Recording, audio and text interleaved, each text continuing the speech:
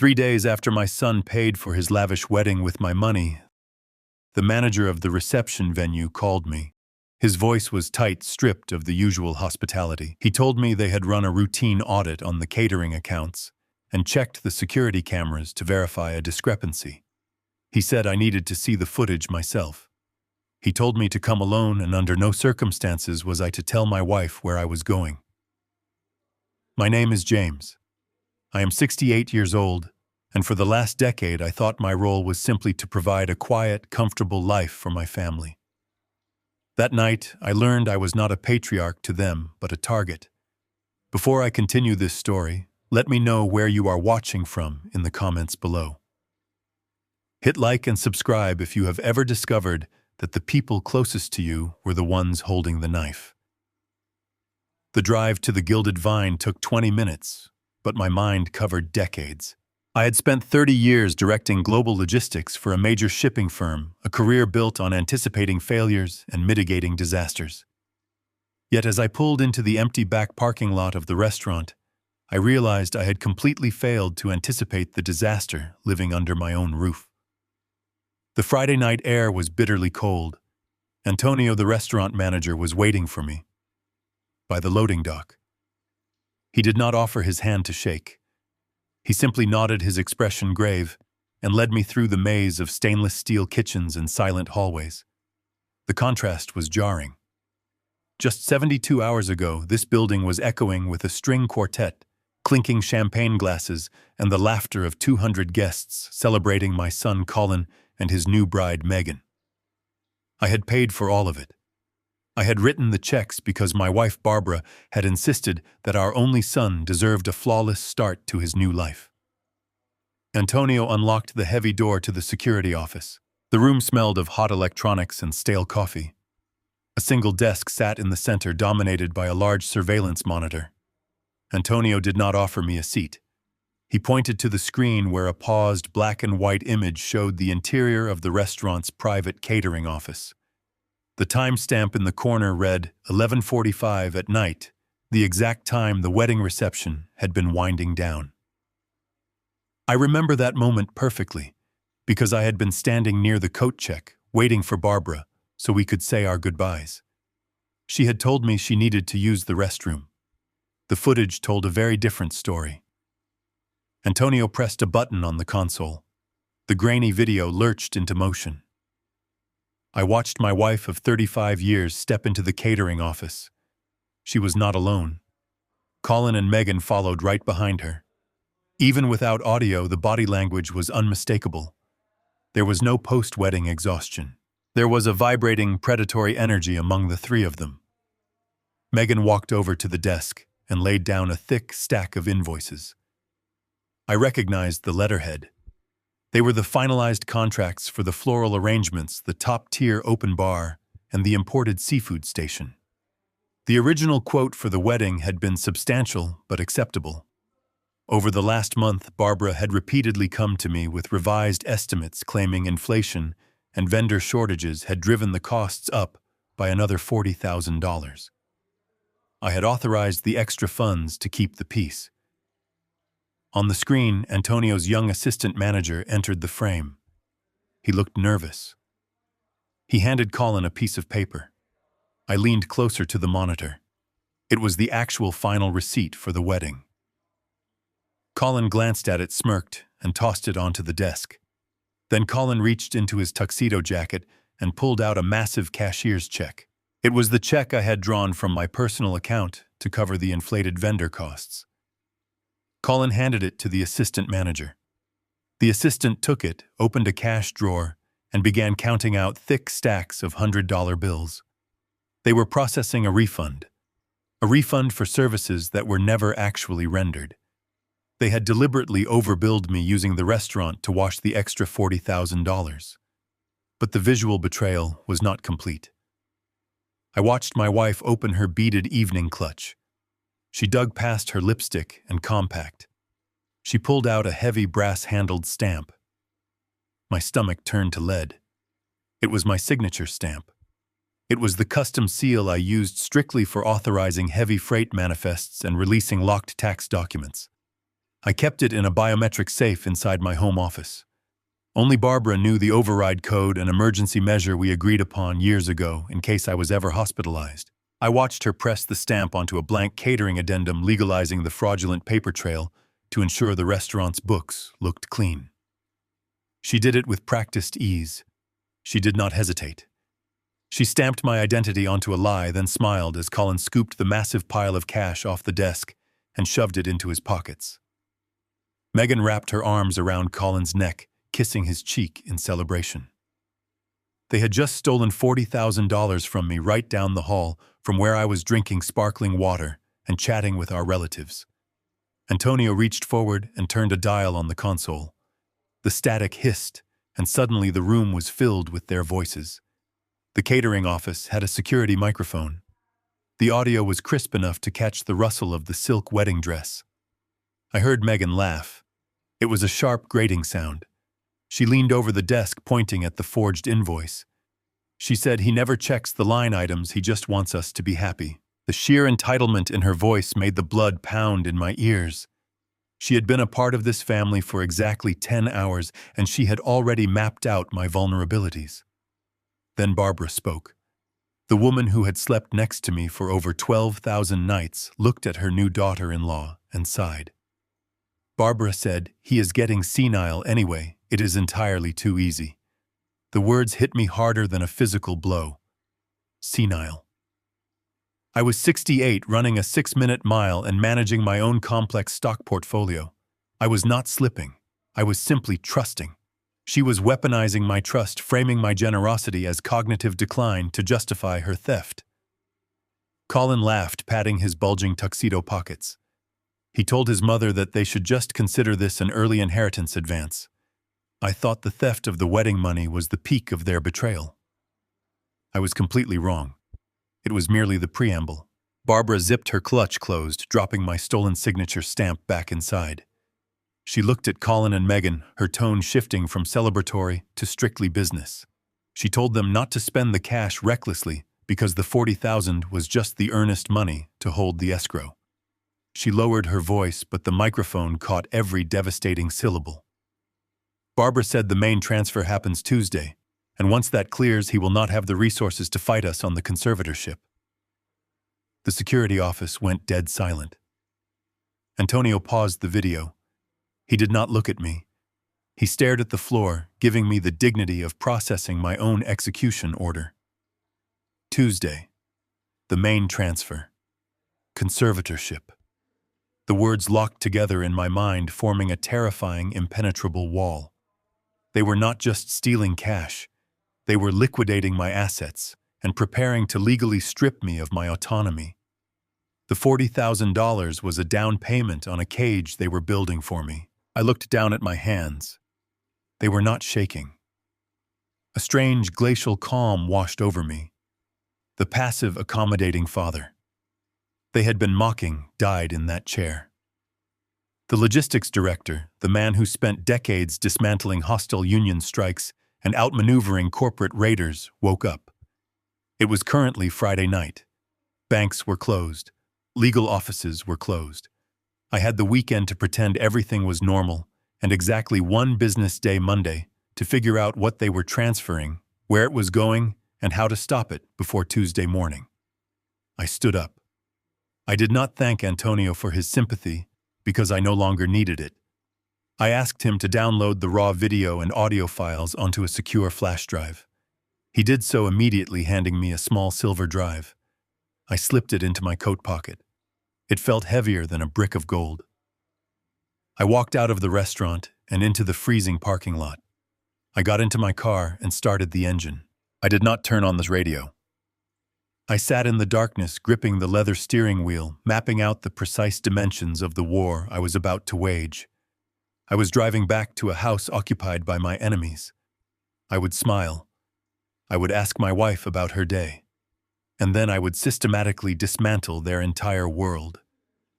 The tires of my heavy sedan crunched slowly against the pristine gravel of our sweeping driveway. For 35 years, this sprawling brick estate had been my ultimate sanctuary.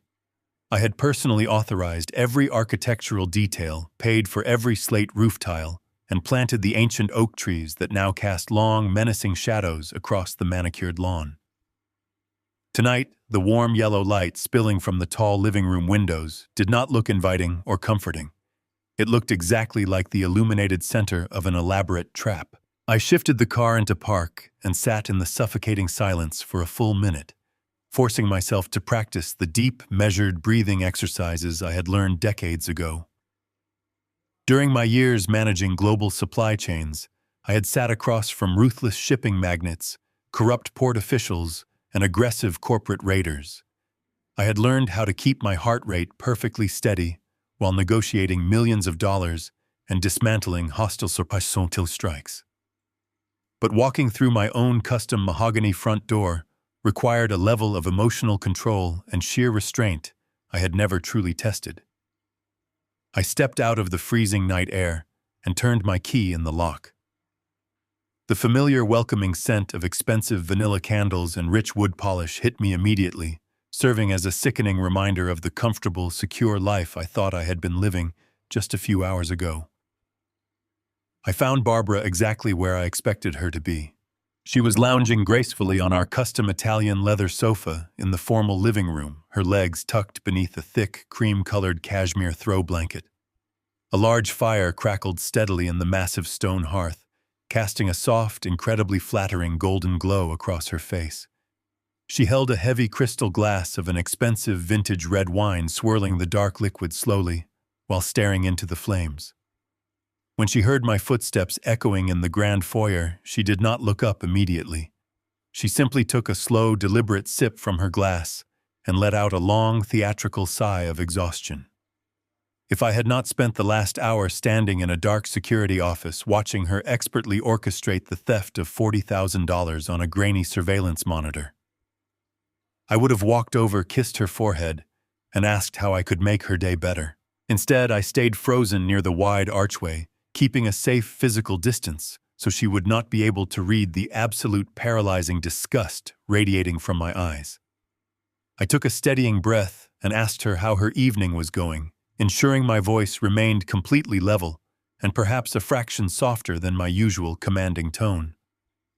She finally turned her head to look at me, rolling her eyes in a display of mock exhaustion that made my stomach churn. She immediately began to complain bitterly about the sheer incompetence of the wedding vendors. She told me that the florist had used the wrong shade of ivory roses for the centerpieces and that she had spent her entire afternoon on the phone aggressively arguing with the catering company about their absurd, unjustified overcharges. I stood there, rooted to the hardwood floor, listening to my wife weave a flawless, masterful tapestry of absolute lies. Her performance was terrifyingly perfect. There was no hesitation in her smooth voice, no nervous twitch in her elegant hands, and no break in her steady eye contact. She spoke with the indignant, fiery righteousness of a dedicated mother who had been deeply wronged by the very people she had just actively conspired with to wash my stolen money.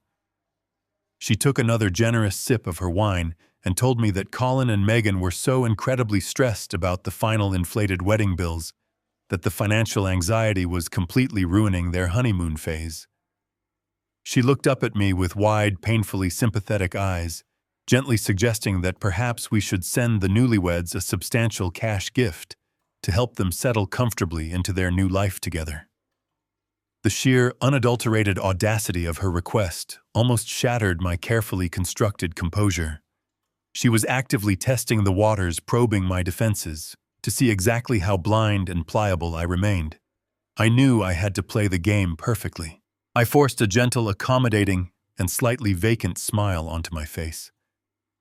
I walked slowly over to the heavy armchair opposite the sofa and sat down with a heavy thud, fully stepping into the role of the tired, slightly overwhelmed and aging patriarch she believed me to be.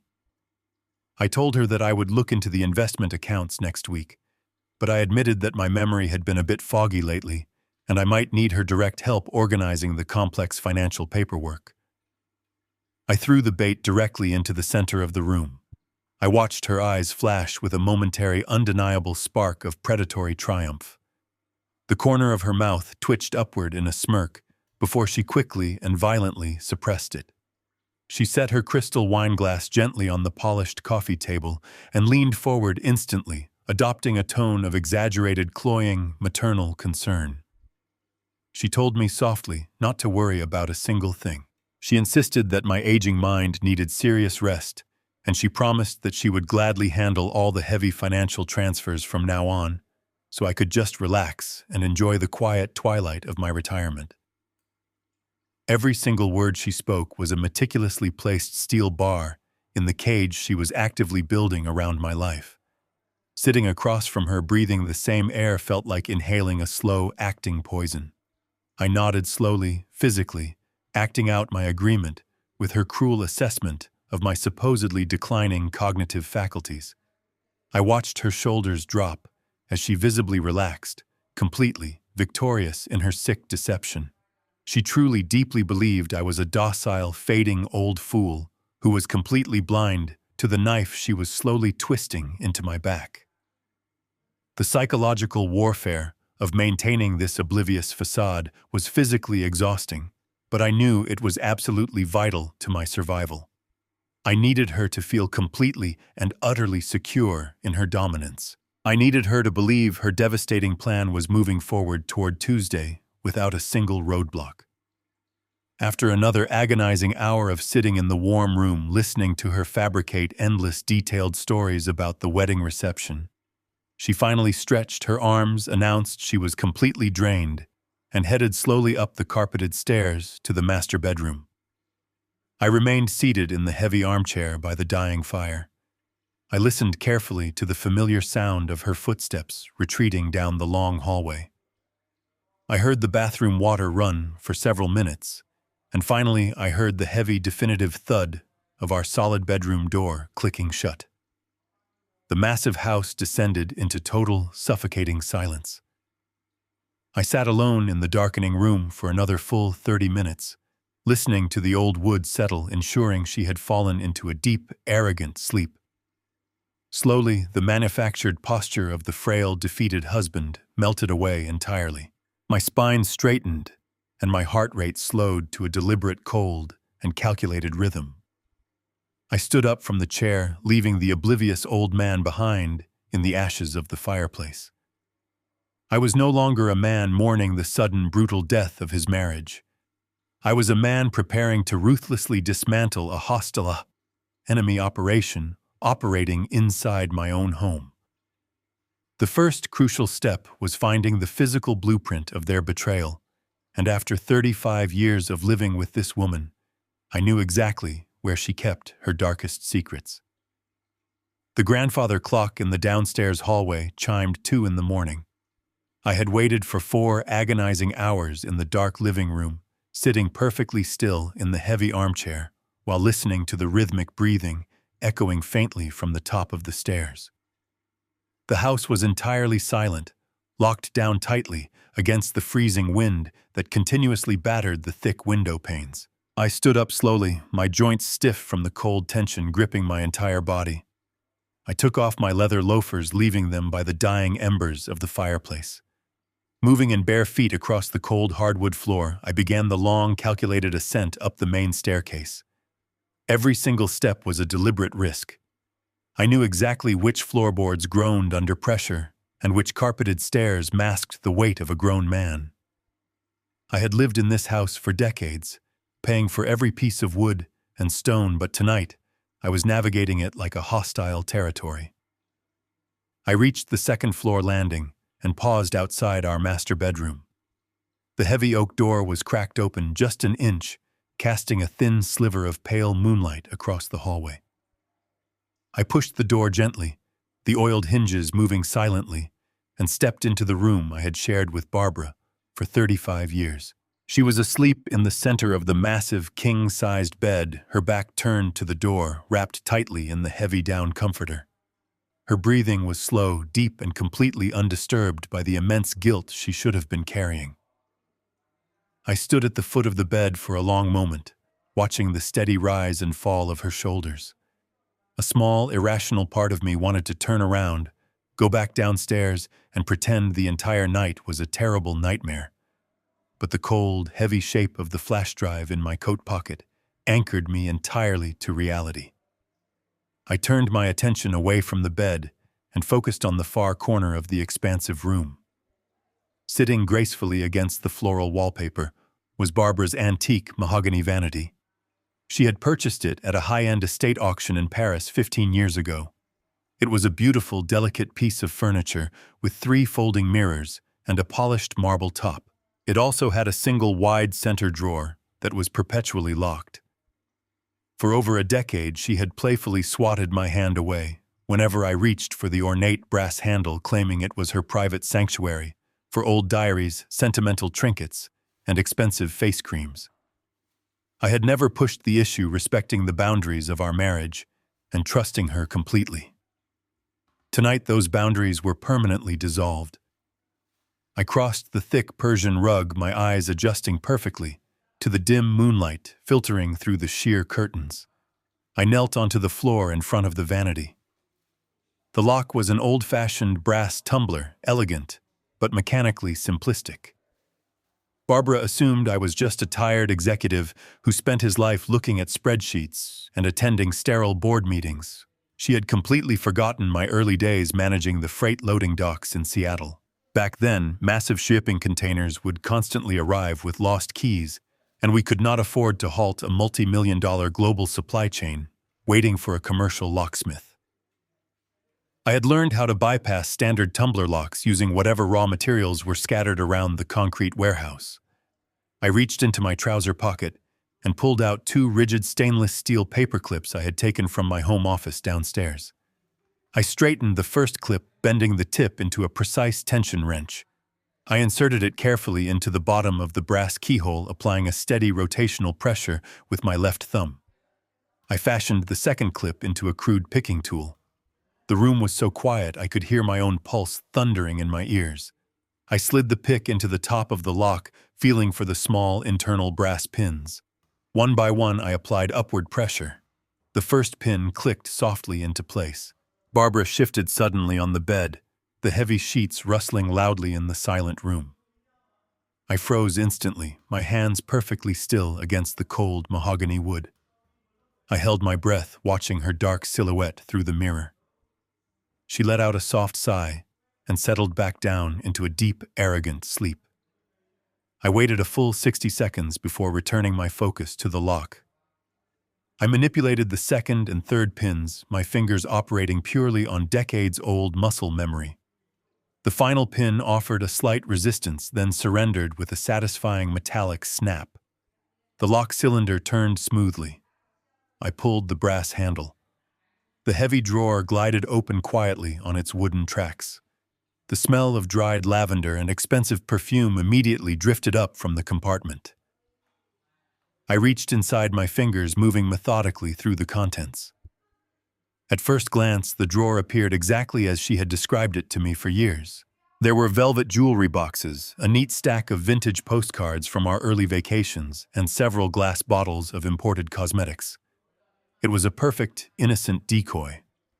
But I had spent my career inspecting international cargo manifests designed to hide dangerous contraband beneath thick layers of legitimate freight.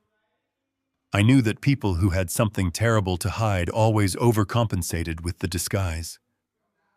I carefully removed the jewelry boxes, setting them silently onto the carpeted floor. I lifted the stack of postcards. Beneath them lay a piece of pale pink felt seemingly glued to the bottom of the drawer to protect the antique wood. I pressed my fingertips firmly against the corners of the felt lining. The front left corner gave way slightly, depressing under my weight. It was a false bottom. I slipped my fingernail under the edge of the fabric and lifted.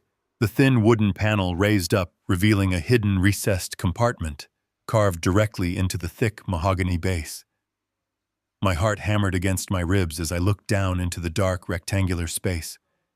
Resting inside the hidden compartment were 2 objects. The first was a thick black leather-bound ledger, the kind used by small business accountants to track daily cash flow. The second was a sleek, matte black USB drive, entirely different from the cheap plastic ones Barbara kept in her desk for storing family photographs.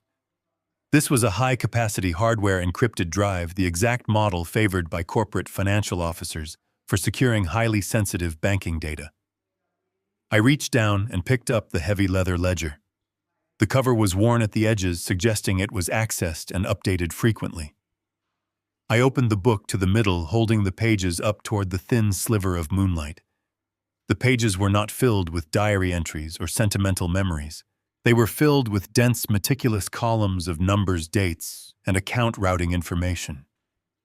The handwriting was Barbara's, distinct and elegant, but the data was pure, calculated theft.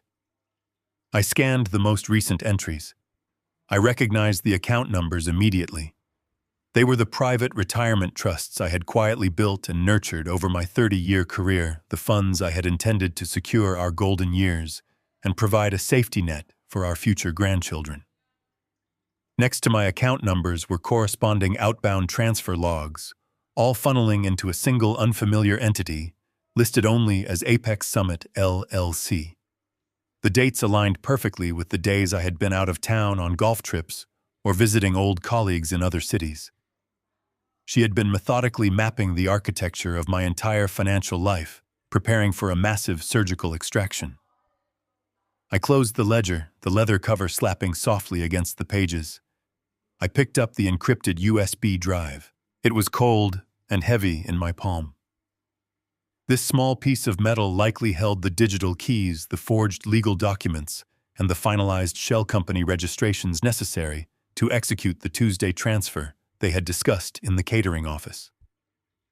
I had found the blueprint of my own destruction. I did not take the items with me. Doing so would immediately alert Barbara that her fortress had been breached and trigger an early attack. Instead, I pulled a small digital camera from my jacket pocket. Working quickly and silently, I photographed every single page of the ledger containing active routing numbers and shell company names. I took clear, high-resolution images of the USB drive's serial number and manufacturer details. Information my attorney could use to trace its origin and digital footprint. Once I had captured the undeniable evidence, I carefully placed the ledger and the drive back into the recessed compartment. I lowered the false wooden bottom, smoothing the pink felt lining perfectly into place. I returned the vintage postcards and the velvet jewelry boxes to their exact original positions, ensuring the decoy layer was absolutely flawless. I pushed the heavy mahogany drawer shut and used the tension wrench to snap the brass tumblers back into the locked position. The vanity looked entirely undisturbed, keeping her false sense of absolute security perfectly intact. I stood up, my knees aching from the hard floor, and took one last look at my sleeping wife.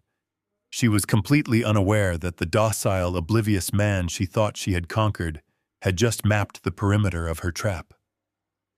I slipped silently out of the bedroom, pulling the oak door shut behind me until the latch clicked softly into place.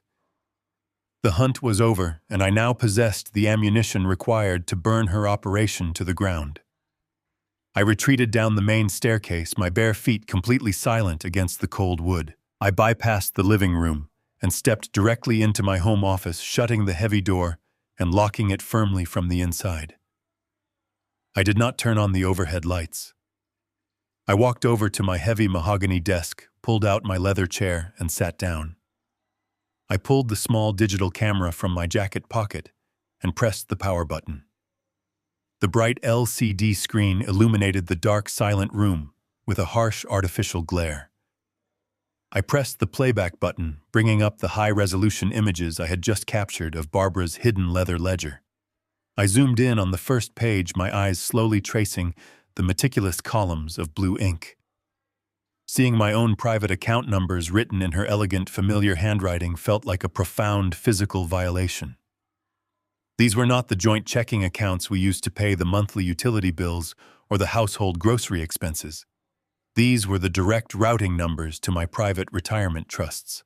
I stared at a 12-digit number on the glowing screen that represented 30 years of my actual blood, sweat, and sacrificed youth. When I accepted the position as the director of global logistics, I knew exactly what the job demanded. It demanded my complete life. For 3 decades, I was the man answering panicked phone calls at 3 in the morning when a massive cargo ship was stalled in the Suez Canal, or a sudden labor strike paralyzed the commercial ports of Los Angeles.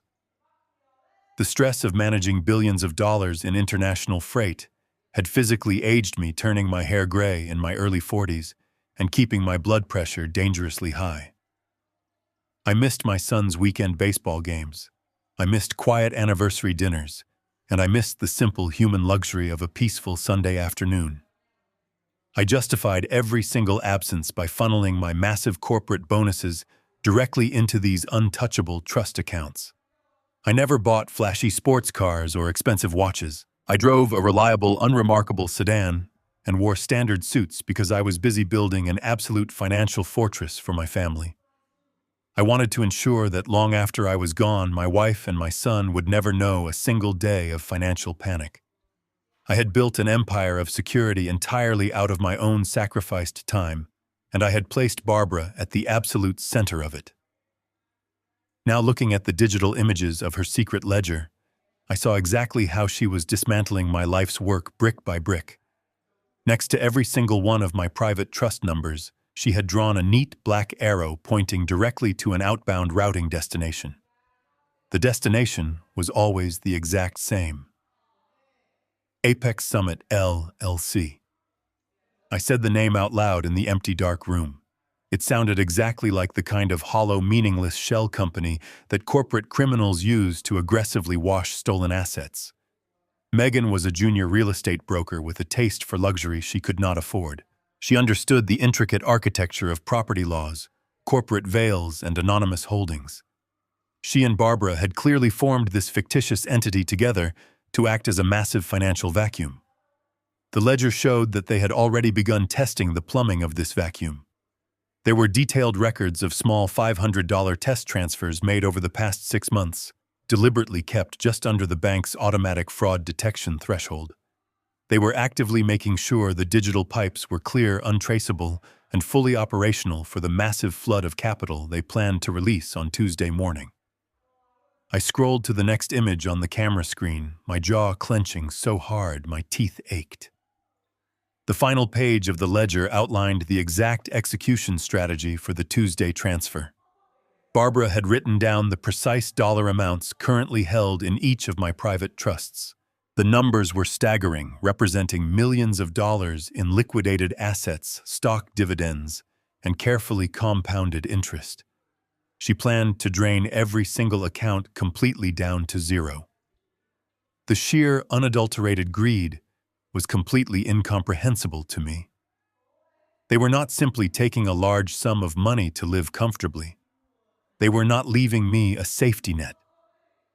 They were not leaving me enough to cover basic medical care, emergency housing, or even daily groceries. They were planning to completely bankrupt me, leaving me entirely dependent on their manufactured charity while they controlled the vast wealth I had literally traded my youth to build. They wanted to turn the powerful logistics director into a helpless, penniless old man, living entirely on their terms, begging for scraps from his own table. I set the digital camera down on the cold surface of the mahogany desk and rubbed my tired eyes, understanding the sheer scale of the Apex Summit. LLC operation was only the first part of the waking nightmare. A terrifying realization suddenly washed over me, chilling the blood in my veins and accelerating my heart rate. My private retirement trusts were protected by incredibly strict security protocols. Decades ago, I had personally mandated that any outward transfer exceeding $10,000 required immediate dual-factor authentication. The bank would automatically call my personal cell phone and require a specific verbal passcode before releasing a single cent of the funds. Barbara knew this. She had been sitting right next to me when I set up the strict security measures with our private wealth manager. If she was confidently planning to move millions of dollars by Tuesday morning, she already had a proven foolproof method to bypass the bank's ironclad security protocols. She needed my phone, or more specifically, she needed total control of my digital identity. I reached into my coat pocket and pulled out my smartphone, staring down at the perfectly black, silent screen, realizing the enemy had already breached the final wall. I picked up my smartphone from the cold mahogany desk. I pressed the power button, and the screen bathed my face in a pale white light. I unlocked the device and stared at the home screen. At first glance, everything appeared perfectly normal, but as my eyes moved to the top right corner of the screen, a cold dread began to pool in my stomach. The cellular signal indicator, which usually displayed 4 strong bars inside my office, was completely empty. It simply read, "No service." I tapped the screen, opening my network settings to see if the connection had merely dropped. The settings menu confirmed my absolute worst fear. The physical network registry listed in my device no longer matched the active carrier network. I sat back in my heavy leather chair, piecing together the exact timeline of their sabotage. 3 days ago, on the morning of the wedding, Barbara had come into my office in a complete panic. She told me her phone battery was dead, and she desperately needed to call the floral arranger. I had unlocked my phone and handed it to her without a single second thought. I had left her alone in the room for exactly 10 minutes, while I went to the kitchen to pour a cup of coffee. 10 minutes was more than enough time for Megan to use her real estate industry connections to authorize an electronic network transfer to a secondary device. The realization hit me with the force of a physical blow to the chest. By cloning my digital identity, they had completely neutralized the banking security protocols. When the massive transfer from my retirement trusts initiated on Tuesday morning, the bank would automatically send a secure verification code via text message. That message would not come to the device I was currently holding in my hand. It would go directly to a secret burner phone sitting in Barbara's elegant designer handbag. She would simply type the 6-digit code into the banking portal, entirely bypassing the ironclad security measures I had trusted for decades. They had the account routing numbers from the hidden ledger, and they had my forged signature stamp to bypass physical document checks. Now they had complete control over my digital voice. They held every single key to the vault. I was completely locked out of my own financial life, forced to watch from the outside as they prepared to drain millions of dollars into their fraudulent corporate entity. My immediate instinct was to pick up my landline, dial the 24-hour fraud department at my wealth management firm, and freeze every single asset under my name.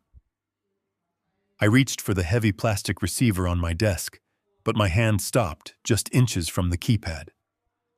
The mind of a logistics director takes over when the stakes become absolute.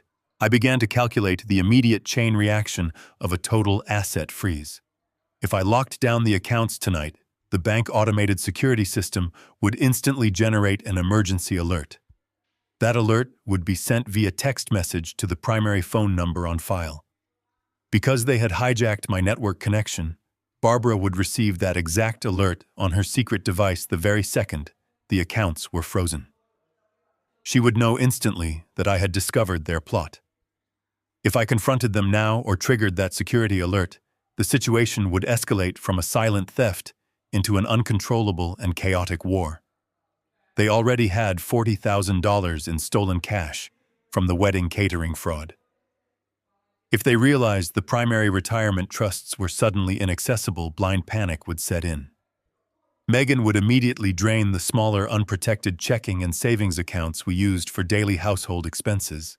Colin would likely take my forged signature stamp and start opening massive lines of credit in my name, destroying my credit score in a matter of hours.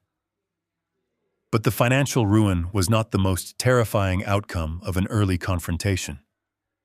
The microphone recording from the catering office played on a continuous loop in my mind. Barbara had explicitly mentioned a conservatorship. If I blew the whistle tonight, she would not just take the remaining money and run. She would double down on her attack. She would call the authorities tomorrow morning, tearfully claiming that her husband was experiencing a severe and paranoid cognitive decline. She would tell them I was having aggressive delusions about my own family stealing from me.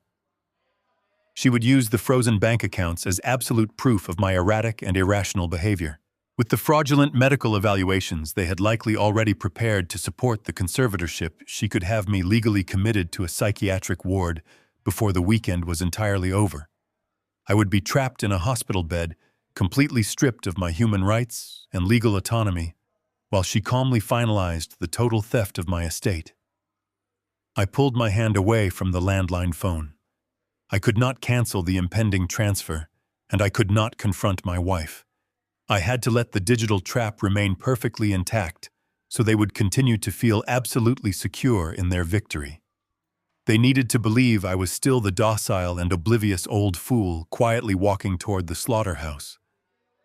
But I was not going to simply sit in the dark and wait for Tuesday to arrive. I needed to build a countermeasure that would entirely swallow their trap the exact moment they tried to spring it. I needed to dismantle their shell company from the inside out, turning their own fraudulent legal architecture completely against them. To do that, I needed a weapon far sharper than a bank fraud department.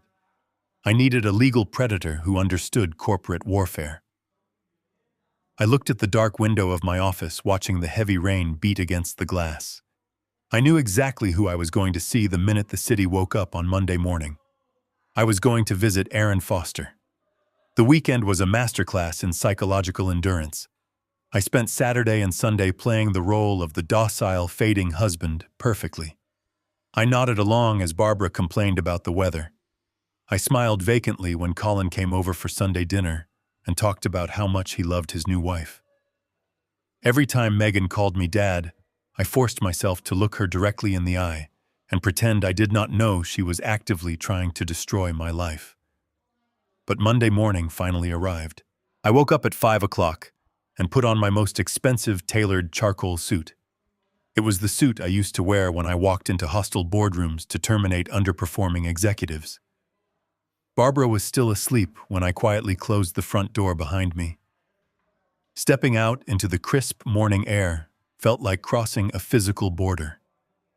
I was leaving the domestic battleground where I was a victim and entering the corporate arena where I was an absolute apex predator. I drove downtown, navigating the heavy morning traffic with a calm, deliberate focus. My destination was a sleek steel and glass skyscraper rising aggressively above the city skyline.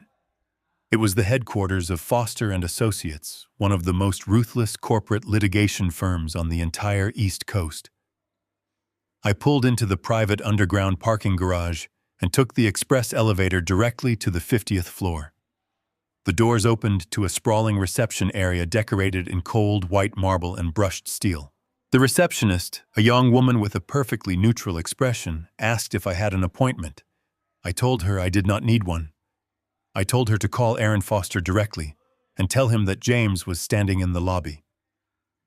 She hesitated, clearly unaccustomed to walk-ins demanding the senior partner, but something in my voice made her pick up the phone.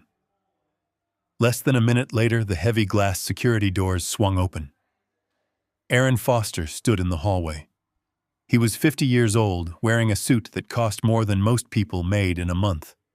He possessed a sharp, predatory intellect that made him a terror in the courtroom. But when he saw me, his guarded expression instantly dropped. 30 years ago, Aaron was a struggling junior attorney desperate to make a name for himself. I was the one who took a massive risk and hired him to handle a highly complex international freight dispute for my shipping firm. I gave him his first major victory, and he never forgot the debt he owed me. He walked forward and shook my hand firmly, ushering me past the stairs of his junior partners and directly into his corner office. His office was a massive expanse of floor-to-ceiling glass overlooking the entire city. It was a room designed to intimidate, but I felt entirely at home. Aaron closed the heavy soundproof door and gestured to a leather chair sitting across from his massive polished desk. He asked me what was wrong, immediately sensing the rigid tension in my posture. I did not waste time exchanging pleasantries.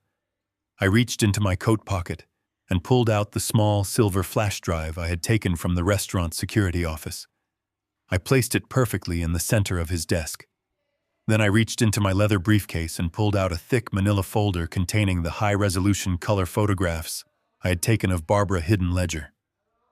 I laid the folder right next to the flash drive. I looked Aaron directly in the eye and told him that my family was currently executing a coordinated operation to completely liquidate my retirement trusts and place me under a restrictive medical conservatorship. Aaron did not gasp or express theatrical shock. He was a professional who dealt with the absolute worst of human nature on a daily basis. His expression simply hardened into a cold, professional mask. He sat down in his large leather chair, pulled the manila folder toward him, and opened it. The room fell into absolute silence as he meticulously reviewed the photographs of the ledger. I watched his eyes scan the columns of my private account numbers and the corresponding outbound transfers directed to the Apex Summit LLC shell company. Aaron picked up his heavy brass pen and began taking rapid notes on a legal pad. He asked me exactly how they planned to bypass the dual-factor authentication on my private wealth accounts.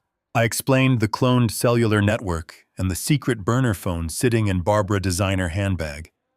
I explained that the massive financial extraction was scheduled to take place tomorrow morning and that they had already stolen $40,000 from the wedding budget using my forged signature stamp to cover their tracks.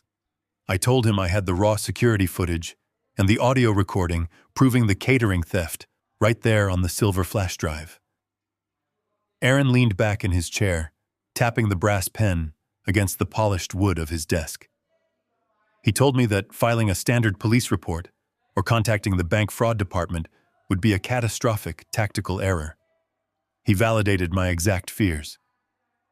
He explained that if we simply froze the accounts, Barbara would immediately escalate the situation and file the emergency medical conservatorship paperwork before the week was over. She would use the frozen accounts as proof of my financial paranoia, and she would easily find a corrupt judge willing to sign the order based on her fabricated medical evaluations. Aaron stated clearly that we could not simply defend against this attack. We had to completely consume it. He picked up the photographs of the ledger again, focusing entirely on the shell company. He explained that Megan was a junior real estate broker, and she likely formed Apex Summit LLC using standard boilerplate legal templates. Because they were trying to keep the operation completely hidden from me, they probably took massive administrative shortcuts. Aaron looked up from the folder and told me that if Barbara used my forged signature stamp to register the corporate entity, we could use that exact forgery to claim total ownership of the company. He told me he needed 2 hours with his forensic accounting team to dig into the state registry and completely map the architecture of their shell company. I sat back in the leather chair, feeling the enormous weight of the weekend finally begin to lift from my shoulders. The war had officially moved from my quiet living room to the 50th floor of a corporate law firm, and I had just handed my best weapon, a loaded gun. I told Aaron to find exactly what they were trying to buy with my stolen money, and then we would take it from them. Aaron left me alone in his corner office while he went to coordinate with his forensic accounting team. I stood by the massive floor-to-ceiling glass windows, looking down at the sprawling city below. The cars on the street looked like tiny, insignificant insects, moving along predetermined paths, completely unaware of the massive, invisible forces shaping their daily lives. For the next 2 agonizing hours, the only sound in the room was the heavy, methodical ticking of an antique grandfather clock standing in the corner. I did not sit down on the comfortable leather sofa. I paced the length of the thick Persian rug, running through every single possible catastrophic scenario in my mind. I thought about the decades I spent managing the complex logistics of moving massive freight across the ocean.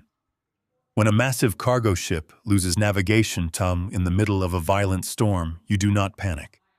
You rely entirely on the instruments you trust to guide you through the darkness. Aaron Foster was my instrument now. He was navigating the treacherous and deadly legal waters my own wife had secretly created. I drank 3 cups of bitter black coffee, feeling the caffeine mix dangerously with the adrenaline pumping through my veins. The waiting in this sterile corporate environment was a completely different kind of torture than sitting in my warm living room with Barbara. This was the quiet, agonizing wait before a massive, unavoidable battle. At exactly 11 o'clock, the heavy oak door finally swung open. Aaron walked back into the room, followed closely by a young associate carrying two thick, heavy binders filled with complex financial documents. Aaron directed the associate to leave the room and close the door securely behind him. He walked over to the long, polished mahogany conference table situated on the other side of his office and dropped the binders with a loud, echoing thud. He took off his expensive suit jacket, rolled up his crisp white sleeves, and looked at me with a grim, highly focused expression. He told me to come over and look at the paperwork. I walked over to the table and stared down at the dense, intimidating stacks of paper. Aaron opened the first binder. He explained in a calm, measured voice that his forensic accounting team had managed to pull the public state registry files for the mysterious Apex Summit LLC. Just as he had initially suspected, Megan had used her professional credentials as a junior real estate broker to completely fast-track the incorporation process. She had filed the necessary paperwork exactly 3 weeks ago, right under my nose. Aaron pointed his brass pen to a specific line on the official incorporation document. He told me that Megan was listed publicly as the registered agent, but the sole managing member and financial beneficiary of the company was listed as Barbara. However, because Barbara had absolutely no independent verifiable income to satisfy the massive capitalization requirements of the state corporate registry, she had been forced to attach a letter of financial backing. That letter bore my forged signature guaranteeing that all liabilities and future assets of Apex Summit LLC were completely backed by my private retirement trusts. Aaron tapped the paper firmly with his index finger. He said they built a massive financial vacuum to steal my wealth, but they accidentally left the power cord plugged directly into my name. Because my signature was physically on the founding documents, I had a legitimate, undeniable legal claim to absolute ownership of the entire corporate entity. They had tried to lock me out, but they had foolishly handed me the master key. I asked Aaron exactly what they were trying to buy with this elaborate corporate shell game. He opened the second heavy binder and pulled out a bank wire transfer receipt. He told me his specialized team had tracked the exact digital movement of the $40,000 Colin had stolen from the wedding catering budget on Friday night. I had foolishly assumed Colin was simply going to use the stolen cash to buy an expensive sports car or fund a lavish tropical honeymoon. I had completely underestimated the sheer scale of their ambition. Aaron explained that the cash was deposited into a temporary, untraceable holding account early Saturday morning. By Monday morning, just 2 hours before I arrived at the law firm, that exact sum of money had been wired directly into a secure escrow account managed by a prominent downtown title agency. Aaron reached into the binder and slid a thick, glossy real estate brochure across the polished mahogany table. It featured stunning, high-resolution photographs of a brand-new luxury penthouse located in the most expensive and exclusive residential high-rise in the entire city. I picked up the brochure with trembling hands. The penthouse featured massive floor-to-ceiling windows overlooking the ocean, a private rooftop terrace, and a custom-imported marble kitchen. The listed purchase price, printed boldly at the bottom of the page, was $1,500,000. Aaron explained that the $40,000 stolen from the wedding budget was not just pocket money for a vacation. It was the exact precise amount required for the non-refundable earnest money deposit to hold the luxury property over the weekend.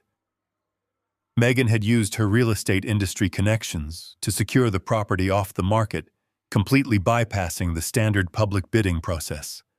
She had positioned their fraudulent shell company, Apex Summit LLC, as the sole corporate buyer. I stared at the beautiful photographs of the penthouse, feeling a wave of absolute sickening disgust wash over me. Barbara was not just trying to steal my money to live comfortably in her old age. She was actively buying a massive monument to her own greed and entitlement. She planned to live in ultimate high society luxury while simultaneously locking me away in a sterile psychiatric ward. Aaron pulled out the final piece of paper from the binder. It was a preliminary closing disclosure provided directly by the title agency. He pointed to the settlement date printed clearly at the top of the page. The closing was officially scheduled for tomorrow, Tuesday afternoon, at exactly 2 o'clock. Aaron explained that the terms of the real estate contract were strictly cash. There was absolutely no mortgage involved in the transaction. I looked at the final balance due at closing. It was exactly $1,460,000. That specific number matched the exact combined total of my private retirement trusts listed in Barbara's secret leather ledger. The puzzle pieces locked together with a terrifying mechanical precision. The Tuesday transfer she had whispered about in the dark catering office was not just a simple bank withdrawal. It was the massive final wire transfer required to close the cash purchase of the luxury penthouse. If that money left my accounts tomorrow morning, it would instantly be converted into real estate owned entirely by their fraudulent shell company. Once the funds were legally converted into a physical asset, recovering them would take years of agonizing, expensive litigation. Barbara would have all the time in the world to execute her sinister conservatorship plan, while my life savings was safely locked inside the walls of that penthouse. They had timed the entire operation perfectly. They used the wedding chaos to steal the down payment, and they scheduled the massive wire transfer for the exact moment the banks opened on Tuesday. Aaron looked at me and stated plainly that we had less than 24 hours before my entire life savings vanished into the downtown skyline. I asked Aaron what we needed to do to stop them. I told him I did not want to block the purchase or freeze the accounts. I wanted to let them walk right into the closing room, believing they had completely won. Aaron smiled a cold, calculating smile. He told me that his team was already preparing the hostile corporate takeover documents. Since my forged signature legally backed the shell company, Aaron could file an emergency corporate restructuring notice with the state registry by the end of the business day. He would legally replace Barbara as the sole managing member and insert me as the absolute exclusive CEO and equity owner of Apex Summit, LLC. He said that when the wire transfer initiated tomorrow morning, it would no longer be a theft. It would simply be a corporate owner transferring his own funds into his own company to buy his own property. We just had to show up to the closing meeting tomorrow and introduce them to the new boss. Aaron leaned across the polished mahogany table and began to outline the exact mechanics of the trap. He explained that corporate law is incredibly rigid, but it is also completely blind to human emotion. It only recognizes ink on paper and the authorized stamps of state officials. When Barbara and Megan filed the incorporation documents for Apex Summit, LLC, they made a catastrophic structural error. Because they needed to prove the newly formed company had massive financial backing to secure the earnest money on a luxury penthouse, they were forced to attach a legally binding letter of financial guarantee. That letter bore my forged signature. In their arrogant rush to build a financial vacuum, they accidentally gave me a controlling interest in the very machine they built to destroy me. Aaron told me that under state corporate statutes, any individual who acts as the sole financial guarantor for a limited liability company without receiving proportionate equity is legally entitled to petition for immediate corporate restructuring. He said we were going to execute a hostile takeover without firing a single warning shot, and we were going to use their own forged paperwork as the primary weapon.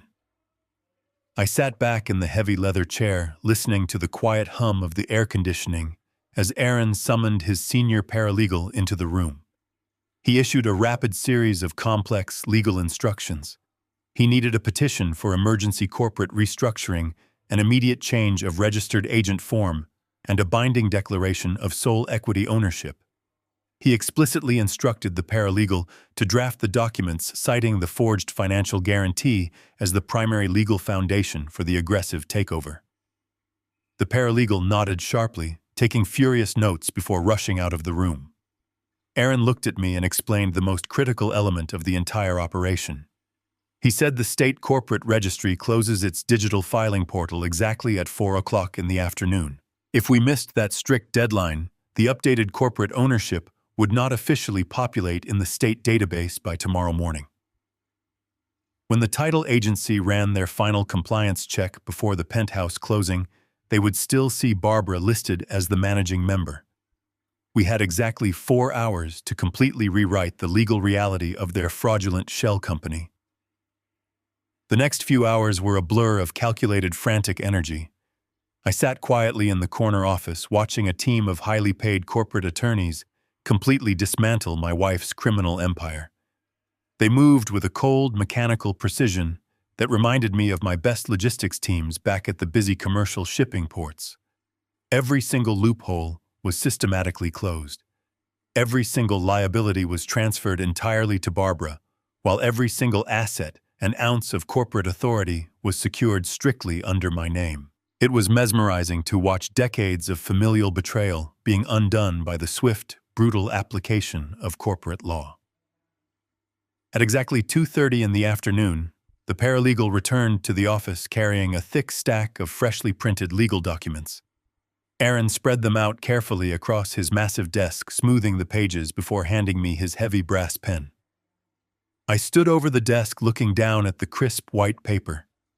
This was the moment of absolute permanence. For 35 years, every time I signed my name next to Barbara, it was to build a life together. I had signed marriage certificates, mortgage applications, and hospital release forms when our son Colin was born. Now I was holding a heavy brass pen to sign the documents that would completely obliterate her future and sever our lives forever. I looked at the dotted line requiring my signature. I did not hesitate for a single second. I pressed the pen to the paper and signed my name with firm, deliberate strokes. I signed the emergency petition. I signed the registered agent transfer. I signed the declaration of sole equity ownership. I placed my authentic living signature directly over the fragile legal framework she had built using my forged identity. I was finally reclaiming my name, and in the process, I was taking absolute control of her entire company. Aaron gathered the signed documents and scanned them directly into his encrypted computer terminal. He picked up his desk phone and dialed a direct private number. He was calling a senior clerk at the state capitol, a man who owed Aaron a significant personal favor from a highly publicized corporate tax case many years ago. I listened closely as Aaron aggressively bypassed the standard bureaucratic waiting lines. He spoke in a low, commanding voice, demanding that the Apex Summit LLC restructuring forms be processed and stamped immediately, without any standard delays. The tension in the sterile room was absolutely suffocating. I watched the digital clock on Aaron's desk slowly tick forward. It was 3:45. Then it was 3:50. My heart pounded against my ribs in a slow, heavy rhythm. If the clerk went on a coffee break, or if the state servers experienced a momentary technical glitch, the entire trap would completely fall apart. Barbara would walk into the title agency tomorrow morning and successfully steal $1,460,000. At exactly 3:56, the encrypted computer terminal on Aaron's desk chimed with a loud, clear notification. Aaron clicked his mouse and opened the incoming secure email. A slow, cold smile spread across his sharp face. He turned the large, high-resolution monitor around so I could clearly see the screen. It was the official state registry database record for Apex Summit LLC.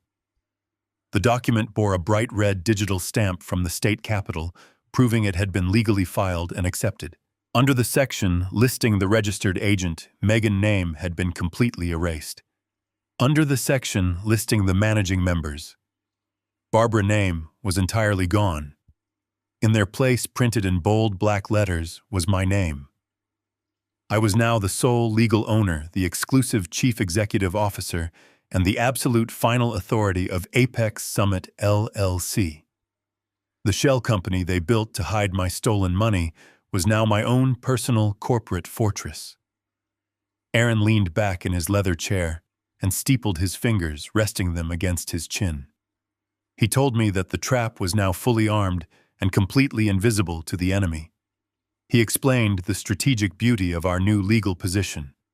We did not need to call the bank fraud department tonight. We did not need to freeze my private retirement accounts and risk triggering her psychotic medical conservatorship backup plan.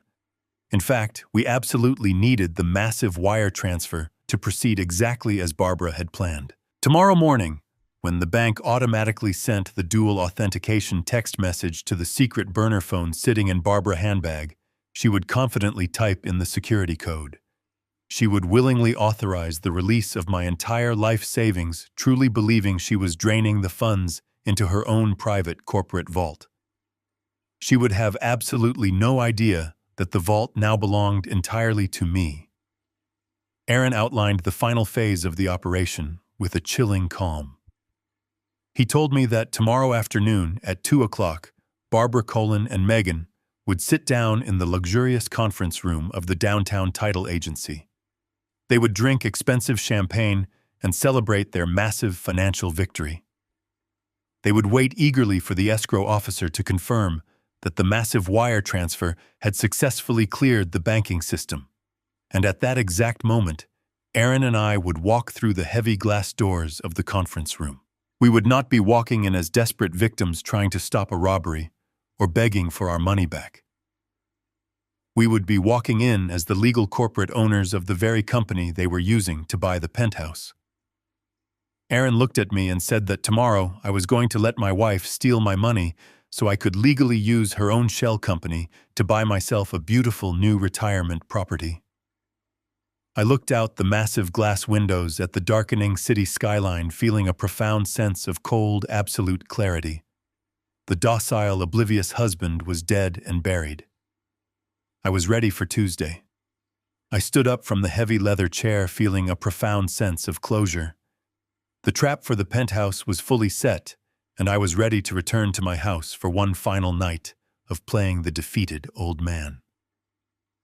I reached for my coat draped over the back of the chair and thanked Aaron for his brilliant, rapid work.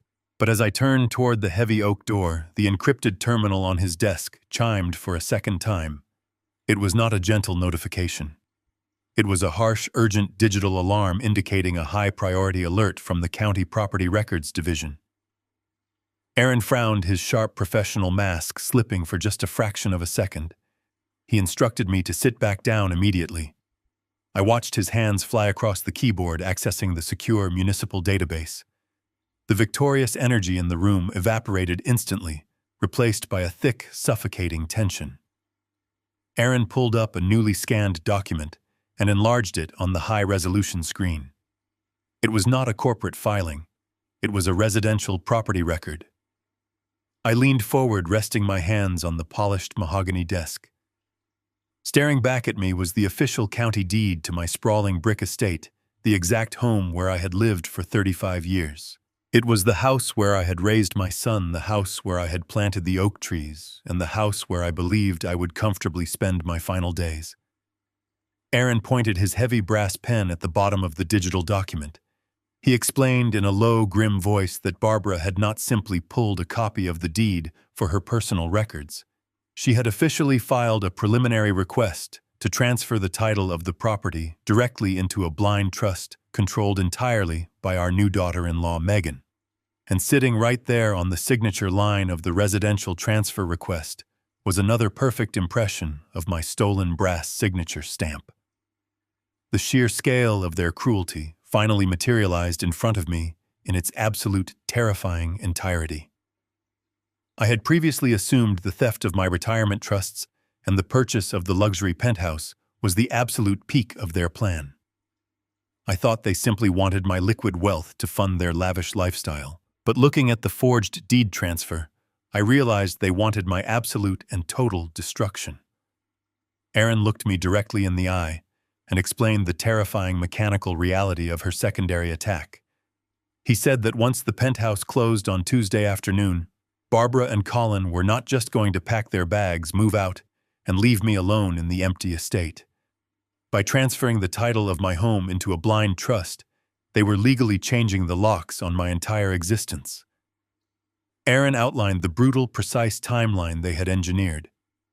On Wednesday morning, exactly 24 hours after they stole my life savings, they would legally evict me from my own property. They would arrive at the brick estate with private security contractors and a court-ordered eviction notice based entirely on the fraudulent title transfer. Because they also planned to file the emergency medical conservatorship paperwork Claiming I was suffering from severe paranoid cognitive decline, they would hand me over to a state-mandated psychiatric facility directly from my own front porch. I would not just be penniless. I would be entirely homeless, physically locked out of the sanctuary I had built, with my own 2 hands stripped of every single asset and thrown into a sterile hospital room with absolutely no legal recourse to fight my way out. A cold, paralyzing dread washed over my entire body. The stakes had just elevated from a massive financial theft to a desperate fight for my basic physical survival. The luxury penthouse trap was strategically brilliant, but it only protected my cash reserves. It did not protect the roof over my head. I looked at Aaron and asked him exactly how much time we had before the county clerk finalized the residential title transfer, making Megan the legal owner of my home. Aaron checked the digital timestamp on the municipal portal. He told me the transfer was currently placed in a mandatory 48-hour holding period because it involved a high-value residential asset with no corresponding financial sale attached to it. That meant the deed transfer would officially clear the county system by noon on Wednesday. We had successfully secured my money, but the fortress I called home was still actively burning to the ground. I realized in that exact agonizing moment that I could not simply walk away and leave the beautiful brick estate to them. I could not let them use my beloved home as a final weapon against me. I needed to completely destroy their leverage before the sun came up tomorrow. I told Aaron that I needed to sever my ties to that property permanently and aggressively. I asked him if he knew anyone in his vast corporate network who purchased high-value real estate in cash, without asking questions or requiring lengthy property inspections. Aaron leaned back in his heavy chair, a slow, dark understanding crossing his sharp features. He told me he legally represented several aggressive private equity investors who specialized in rapid, distressed property acquisitions. If I was truly willing to walk away from my home of 35 years, he could make a few private phone calls and have a cash buyer finalize a quiet binding sale by tomorrow morning. I looked out the window at the sprawling city below, knowing deep in my bones I could never sleep in that house again anyway. It was no longer a home filled with memories. It was an active crime scene occupied by my enemies. I turned back to Aaron and told him to make the calls immediately. I was going to ruthlessly sell my own house out from under them while they slept peacefully down the hall. Aaron and I arrived at the luxury real estate brokerage exactly 15 minutes before the scheduled closing time. The office was located on the penthouse floor of a towering glass and steel building situated right in the heart of the financial district. It was an environment specifically designed to project an aura of absolute exclusive wealth. The floors were covered in thick, imported white marble, and the reception desk was carved from a single massive block of dark slate. But the most important architectural feature of the brokerage was the main conference room. The walls were constructed entirely of thick, soundproof floor-to-ceiling glass. It was a design meant to symbolize corporate transparency, but today it served a much more poetic purpose. It allowed me to stand completely undetected in the quiet carpeted hallway and watch my own family happily celebrate my absolute ruin. I stood next to a tall, decorative palm tree, keeping myself carefully hidden in the shadows of the corridor. I looked through the thick glass and watched the scene unfold like a silent, high-definition movie. Barbara was seated right at the head of the massive, polished conference table. She had gone shopping. She was wearing a brand-new, incredibly expensive tailored suit and a thick string of heavy pearls that I had certainly never purchased for her. She looked remarkably relaxed, radiating the smug, arrogant confidence of a predator who believed she had just successfully executed the perfect hunt. She was fully playing the role of the wealthy, sophisticated matriarch, making a shrewd corporate investment. Colin sat directly next to her, leaning back in his heavy leather chair, with his feet resting casually on the metal base of the table. He was laughing at something the escrow officer said, acting exactly like the entitled heir to a massive real estate empire. He was completely oblivious to the fact that he had never actually earned a single penny of the wealth he was currently sitting on. Megan was standing near the massive windows overlooking the sprawling city skyline. She was holding a chilled bottle of imported vintage champagne. I watched her expertly pop the cork with a festive burst that echoed slightly even through the thick, soundproof glass. She poured the bubbling golden liquid into 4 delicate crystal flutes.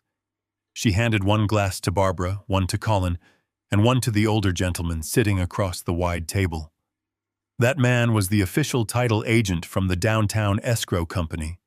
He had a thick, neat stack of complex legal documents arranged perfectly in front of his open laptop.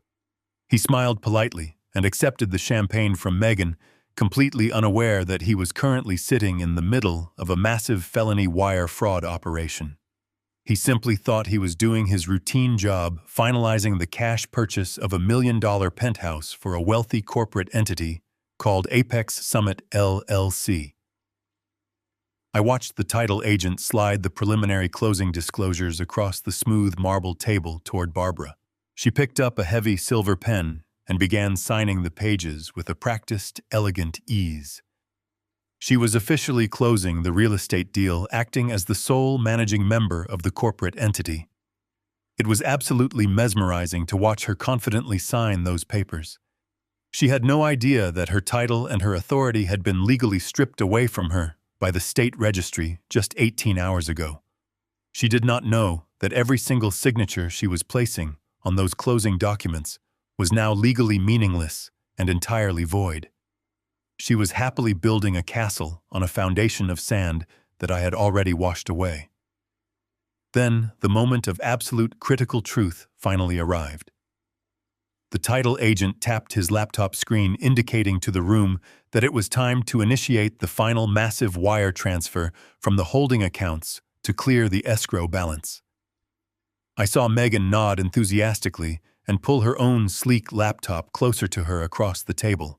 She quickly logged into the banking portal using the exact private routing numbers they had stolen from my hidden leather ledger. I held my breath as I watched Barbara reach into her elegant designer handbag. She dug past her expensive makeup and pulled out a small, plain black smartphone. This was the secret burner phone they had linked to my cloned cellular network. This was the stolen digital key they desperately needed to bypass the strict ironclad dual-factor authentication protocols protecting my life savings. I could see the bright glowing screen of the laptop from my hidden vantage point in the hallway. Megan hovered her finger over the trackpad and clicked the final button to officially initiate the transfer of $1,460,000. Instantly, the small black burner phone in the hand of Barbara lit up with an incoming text message. It was the automated emergency security alert from my private wealth management bank, requesting the 6-digit authorization code to release the funds. Barbara smiled a cold, triumphant, and completely wicked smile. She read the 6 numbers out loud from the small glowing screen, and Megan quickly typed them directly into the banking verification portal. Megan hit the final enter key with a dramatic flourish. The heavy lifting was entirely done. In their arrogant minds, the massive sum of money was now officially floating through the encrypted digital banking system, leaving my drained private accounts and moving directly into the secure escrow holding for their brand new luxury penthouse. They raised their crystal flutes high in the air, clinking the delicate glasses together in a joyous celebratory toast. They were literally drinking to my absolute destruction. They were happily celebrating the supposed fact that by tomorrow morning I would be completely penniless, physically homeless, and safely locked away inside a sterile psychiatric ward. Aaron Foster stood perfectly still next to me in the quiet hallway, holding his heavy leather briefcase. He looked down at his expensive gold wristwatch. The digital wire transfer had been successfully initiated and verified. The money was now legally moving under the exclusive corporate umbrella of Apex Summit LLC. The trap had officially swallowed the bait entirely. Aaron looked up from his watch and gave me a short, firm, and incredibly cold nod. The setup was absolutely complete. They had officially committed the crime and locked themselves inside the vault. It was finally time for us to walk through those heavy glass doors and tear down the walls of their perfect illusion. Aaron pushed the heavy glass door open with a firm, deliberate shove. The thick metal hinges groaned slightly, breaking the airtight, soundproof seal of the luxurious conference room. The sudden, unexpected noise shattered the joyous atmosphere of their private celebration in an instant. Barbara paused with her crystal champagne flute halfway to her lips. Colin stopped laughing and turned his head, clearly annoyed by the interruption. Megan lowered her laptop screen, assuming a junior assistant had walked into the wrong meeting. None of them were even remotely prepared for the reality of what was stepping across the threshold. I walked into the bright room right behind Aaron. For the past 3 agonizing days, I had deliberately hunched my shoulders, softened my voice, and walked with the slow, hesitant steps of a defeated, aging man waiting for the end. I dropped that fabricated, miserable persona the absolute second my leather shoes touched the imported white marble floor. I stood at my full height, throwing my shoulders back and lifting my chin to look down on them. I was wearing the perfectly tailored charcoal suit I always wore when dismantling rival corporate empires. I did not look like a confused, senile husband wandering into the financial district by mistake.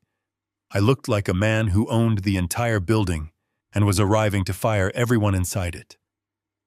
The color completely drained from the face of my wife.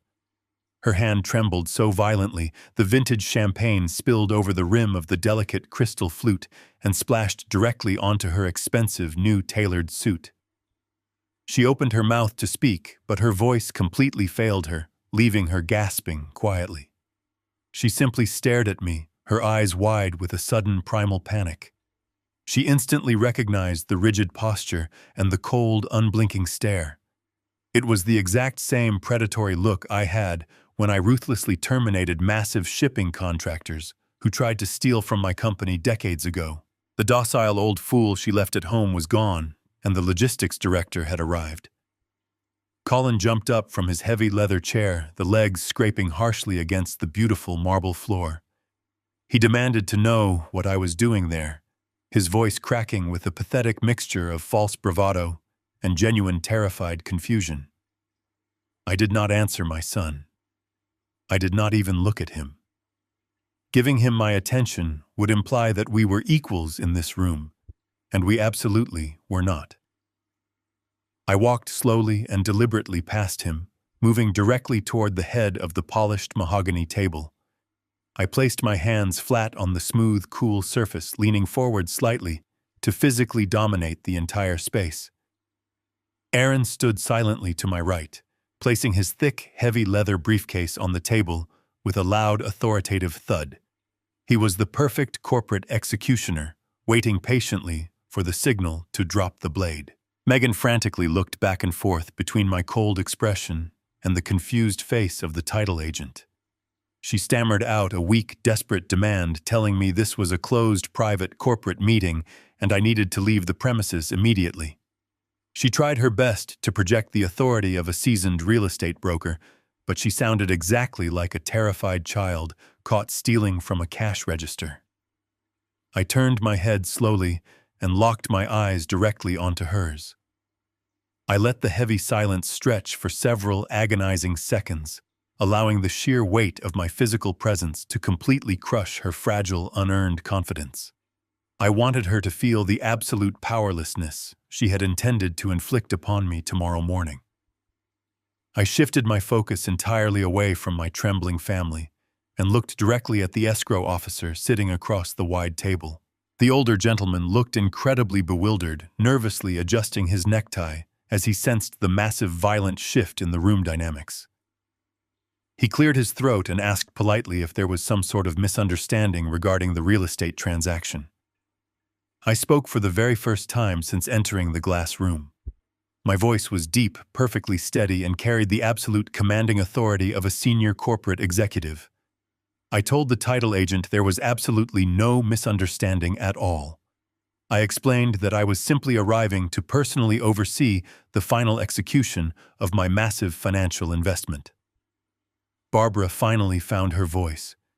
She gripped the edge of the marble table so hard, her knuckles turned completely white against her skin. She practically choked on her words as she desperately tried to reconstruct her crumbling, carefully planned illusion. She told the title agent I was her elderly husband, who was currently suffering from severe cognitive decline and intense dangerous paranoia. She begged the man to call building security to have me forcibly escorted away before I ruined her legitimate business deal. It was a pathetic, desperate final attempt to play the medical conservatorship card right there in the open. But the title agent did not reach for his desk phone. He looked at the perfectly tailored suit I was wearing, the absolute terrifying clarity in my steady gaze, and the ruthless corporate attorney standing silently by my side. Aaron casually popped the brass latches on his heavy leather briefcase. The sharp metallic clicks echoed loudly in the tense, silent room, sounding exactly like the cocking of a loaded weapon. The physical ambush was completely successful.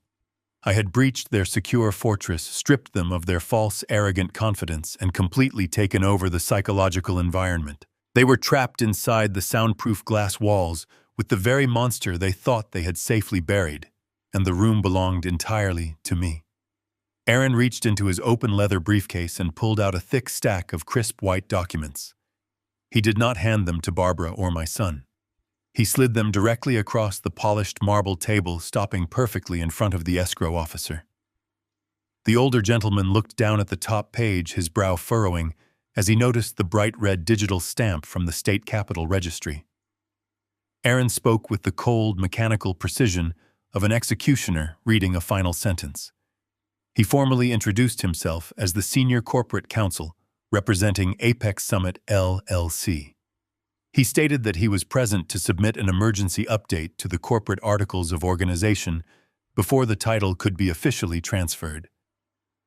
Barbara let out a sharp, frantic laugh. She slapped her hand against the table and told the escrow officer to completely ignore him. She insisted she was the sole managing member of the company and she had not authorized any legal representation. She demanded that the closing proceed immediately because the money was already in the secure escrow account. Aaron did not even look at her. He kept his eyes locked entirely on the escrow officer and instructed him to read the second page of the legally binding document. The room fell into an agonizing, suffocating silence as the escrow officer turned the page. We watched his eyes scan the dense legal text. His professional demeanor shifted instantly from mild confusion to absolute serious compliance.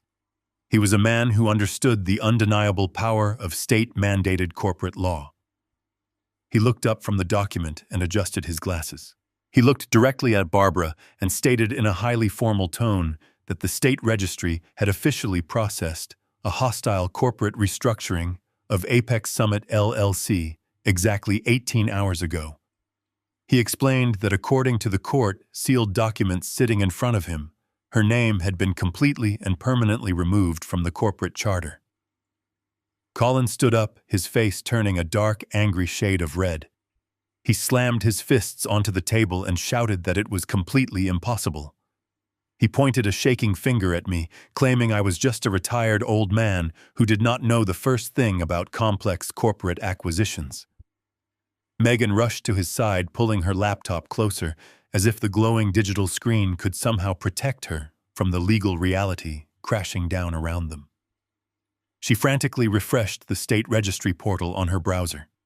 I watched the arrogant confidence completely drain out of her body. Her skin turned a sickly pale gray as she stared at the updated public record. She whispered to Barbara that it was entirely true. She confirmed that Barbara was no longer listed as the registered agent or the managing member. Barbara sank back into her heavy leather chair, looking as though all the air had been violently sucked out of her lungs. She looked at me with a mixture of absolute terror and total disbelief. She asked me how I could have possibly done this. I finally walked around the table, pulling out a heavy chair at the direct head of the table. I sat down, smoothing my expensive tailored suit, and looked at my family. I told them that if they were going to build a massive financial vacuum to steal my entire life savings, they should never have used my forged signature to legally guarantee the corporate entity. I explained that by forging my name on the financial backing documents, they had accidentally handed me the absolute legal right to petition the state for a total corporate takeover. Aaron turned back to the escrow officer to ensure there was absolutely no lingering hesitation in the room. He pulled a highlighted copy of the state corporate code from his briefcase. He read the specific statute aloud to the entire room, explaining that any fraudulent use of a financial guarantor signature to establish a limited liability company automatically triggers an immediate forfeiture of all equity to the victim. He made it perfectly clear to the title agent that my claim was not a pending lawsuit or a temporary injunction. It was a finalized, irreversible state mandate. The title agent nodded slowly, carefully filing the state code printout alongside the corporate restructuring documents. His thoroughness cemented the absolute reality of my victory. There was no judge to appeal to right now and no manager to complain to. The law had spoken, and it had completely erased their authority. The escrow officer cleared his throat, breaking the tense, heavy silence. He addressed me directly, completely ignoring the three trembling people sitting on the other side of the table. He asked me if I was indeed James, the new sole chief executive officer and 100% equity owner of Apex Summit LLC. I nodded firmly and handed him my authentic government-issued identification. He carefully verified my credentials against the newly stamped state documents. Once he was completely satisfied, he nodded in return and formally welcomed me to the closing meeting. He stated that since the wire transfer of $1,460,000 had just successfully cleared the holding account, we were ready to finalize the cash purchase of the luxury penthouse. The sheer poetic justice of the moment was absolutely intoxicating. I looked at Barbara and smiled a cold, hollow smile. I thanked her for doing all the exhausting administrative legwork. I thanked Megan for using her real estate connections to find such a beautiful oceanfront property completely off the market. I told them I was incredibly excited to move into my brand new luxury penthouse, and I was very grateful they had just willingly transferred my own money to buy it for me. I had let them initiate the wire transfer themselves, so there would be absolutely no banking delays or fraud alerts to hold up the purchase.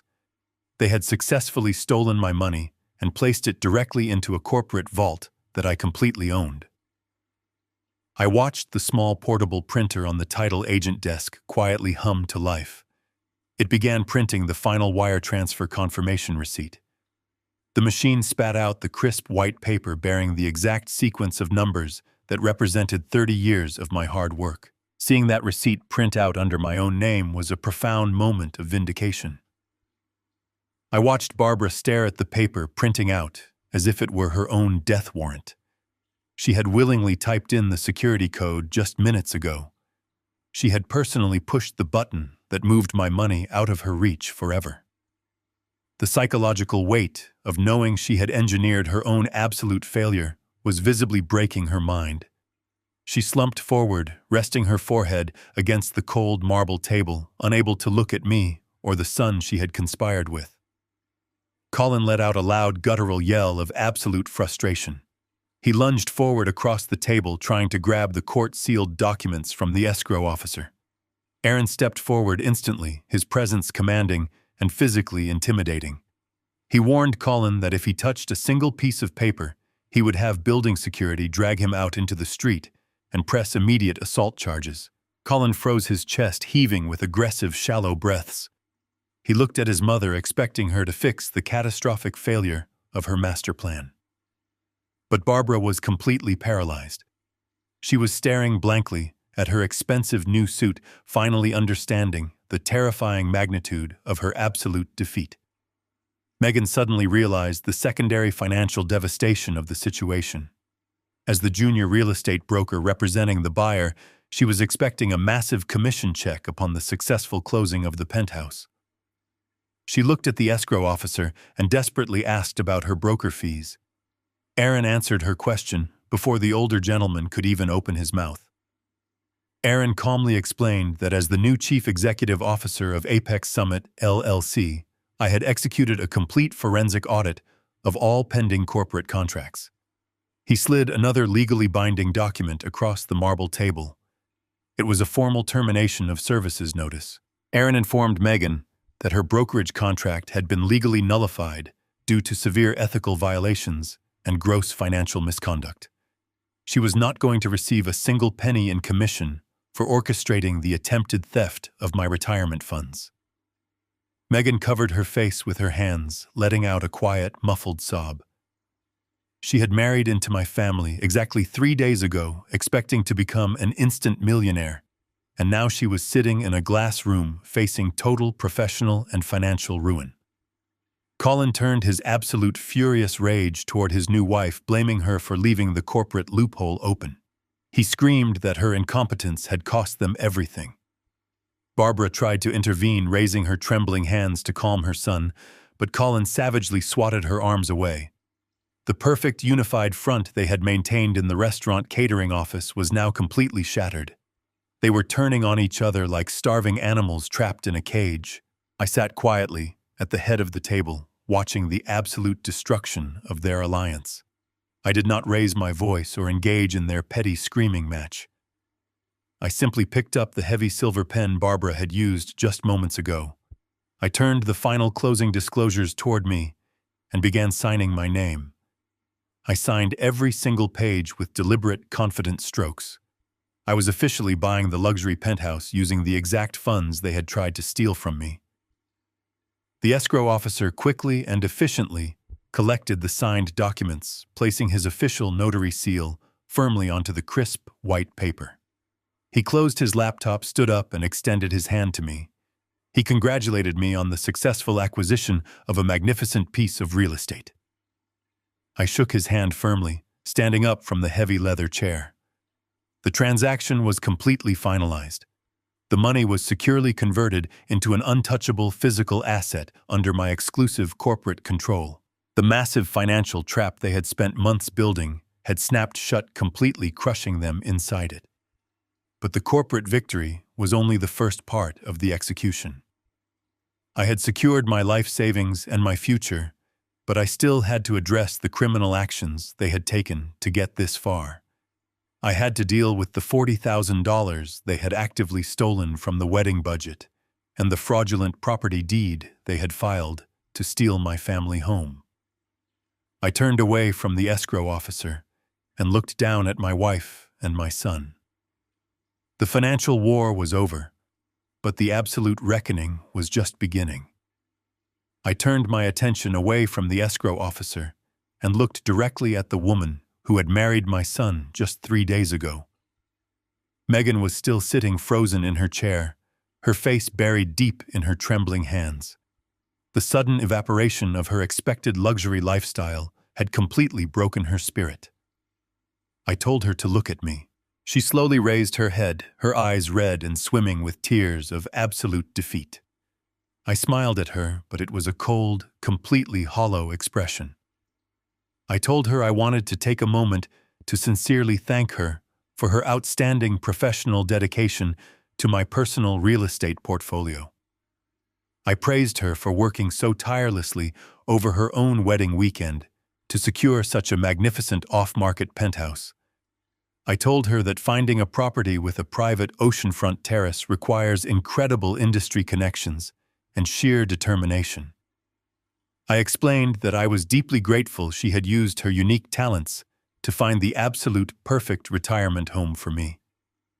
I reminded her that because the purchase was now fully funded and closed under my exclusive corporate entity, I would be moving my belongings into the penthouse immediately. I watched the devastating realization sink deep into her bones. She had spent weeks meticulously plotting to steal my entire wealth, and in the absolute end, she had essentially acted as my unpaid personal assistant, doing all the heavy lifting to significantly upgrade my standard of living. Colin simply could not handle the profound humiliation of the moment. The grand illusion of his sudden wealth and unchecked power was completely shattered into a million pieces. He stood up abruptly from his heavy leather chair, knocking it backward onto the imported white marble floor with a loud, aggressive crash. His face was twisted into a tight mask of pure feral rage. He pointed a violently shaking finger directly at my face and screamed that I could not legally do this to them. He yelled that the initial $40,000 used for the earnest money deposit belonged entirely to him and his new wife. He slammed his open hand against the polished marble table, demanding that I immediately wire that specific amount of money back into his personal checking account. He threatened to call the police right then and there to report me for corporate theft. He loudly claimed that I was maliciously stealing the very money he had carefully set aside to start his new married life. The sheer arrogant hypocrisy of his demand was absolutely breathtaking to witness. He genuinely believed that because he had successfully stolen the cash 3 days ago, it somehow rightfully belonged to him. Aaron Foster stepped forward calmly and deliberately, placing his body directly between my furious son and the head of the conference table. Aaron did not raise his voice or show a single ounce of intimidation. He simply reached into his tailored suit pocket and pulled out the small silver flash drive I had acquired on Friday night. He placed it gently onto the smooth marble right next to the finalized closing documents. The soft, metallic click echoed loudly in the tense, silent room, drawing every eye to the small device. Aaron looked directly at Colin and asked him in a perfectly level tone if he truly wanted to involve the authorities in a detailed discussion regarding the exact origin of that $40,000. Colin hesitated for a fraction of a second, his eyes darting nervously down to the silver drive. He swallowed hard, but his blind, arrogant pride forced him to double down on his empty threats. He puffed out his chest, took a step forward, and told Aaron to call the police right now. Aaron slowly shook his head, displaying a look of genuine professional pity. He looked at Barbara, Colin, and Megan, addressing the three of them collectively. He explained in a calm, measured voice that the small silver flash drive sitting on the table contained high-definition security camera footage retrieved directly from the private catering office of the Gilded Vine restaurant. I watched the blood completely drain from their faces as Aaron mentioned the specific name of their wedding venue. The aggressive fire in the eyes of my son was instantly extinguished, replaced by a cold, paralyzing terror. Aaron continued his explanation with brutal, clinical precision. He detailed exactly what the security footage showed to the room. He described Barbara opening her evening clutch and pulling out my stolen brass signature stamp. He described Megan eagerly placing the forged catering addendums onto the desk for authentication. And he vividly described Colin eagerly pocketing the massive stack of refunded $100 bills while I was standing just down the hallway, warmly greeting our remaining wedding guests. Aaron did not stop with the visual evidence. He calmly informed them that the catering office was also equipped with a highly sensitive security microphone that captured every single word they spoke. He quoted their exact dialogue back to them in the quiet corporate boardroom. He repeated Megan laughing about how I never checked the financial line items. He repeated Barbara coldly, claiming that I was getting senile and suggesting the theft was just an early inheritance advance. He let the cruel, humiliating words hang heavily in the air, forcing them to listen to the undeniable echo of their own vicious betrayal. Barbara covered her mouth with her trembling hand, letting out a quiet, pathetic gasp of pure horror. The dark, terrible secret they thought they had safely buried in the middle of the night was now sitting under the bright fluorescent lights of a downtown legal office. Aaron then systematically outlined the absolute legal reality of their current situation.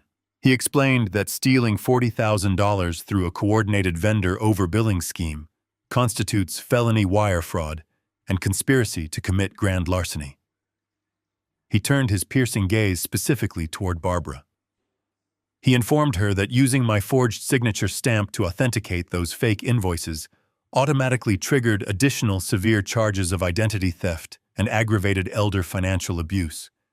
He made it completely clear that the legal penalties for these specific crimes were not simply minor fines or a few months of probation.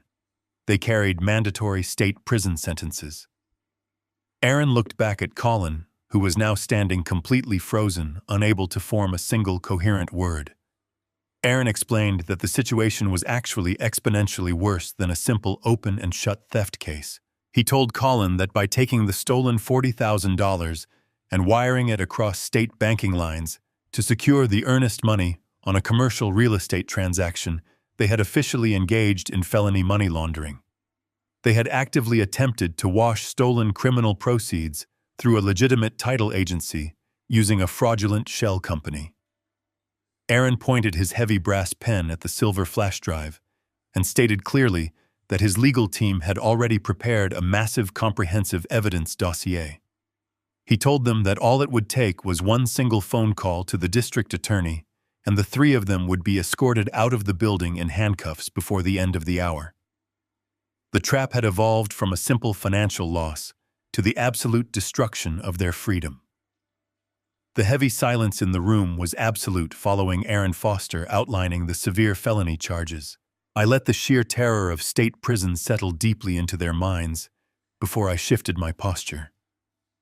The financial trap regarding the stolen wedding funds and the luxury penthouse was firmly locked, but that was merely a defense of my liquid assets. It was strictly business. What I needed to address now was the profound, intimate betrayal that had completely shattered my understanding of my own life. I turned my head slowly and focused my entire attention directly on Barbara. She was completely broken, trembling in her expensive, tailored suit, refusing to meet my eyes. For 35 years, I had worshipped this woman. I had spent every waking hour of my grueling logistics career trying to build a perfect, flawless sanctuary for her. I had shielded her from every stress, every financial worry, and every harsh reality of the outside world. I had foolishly believed that our long shared history meant something permanent and sacred. But looking at her now, I felt absolutely nothing. The deep, abiding love I had carried for over 3 decades had been entirely burned away, leaving behind only a cold, surgical determination to finish the execution. I reached my hand inside the interior pocket of my charcoal suit jacket. I moved slowly, deliberately, letting the agonizing tension stretch across the marble conference table. I pulled out a single folded piece of thick white parchment paper. I did not slide it across the table like the corporate documents. I held it up in the bright fluorescent light, forcing Barbara to finally look up from her lap. I watched her tear-filled eyes focus on the official blue county seal stamped at the top of the page. I dropped the document directly onto the center of the table with a sharp, definitive slap. I told her I knew exactly what she was planning to do tomorrow morning. I told her I knew about the forged residential property transfer she had secretly filed using my stolen signature stamp. I spoke in a slow, deep voice, painting a vivid, horrifying picture of her ultimate master plan for the entire room to hear. I explained how she had plotted to illegally transfer the title of our sprawling brick estate into a blind trust controlled entirely by Megan.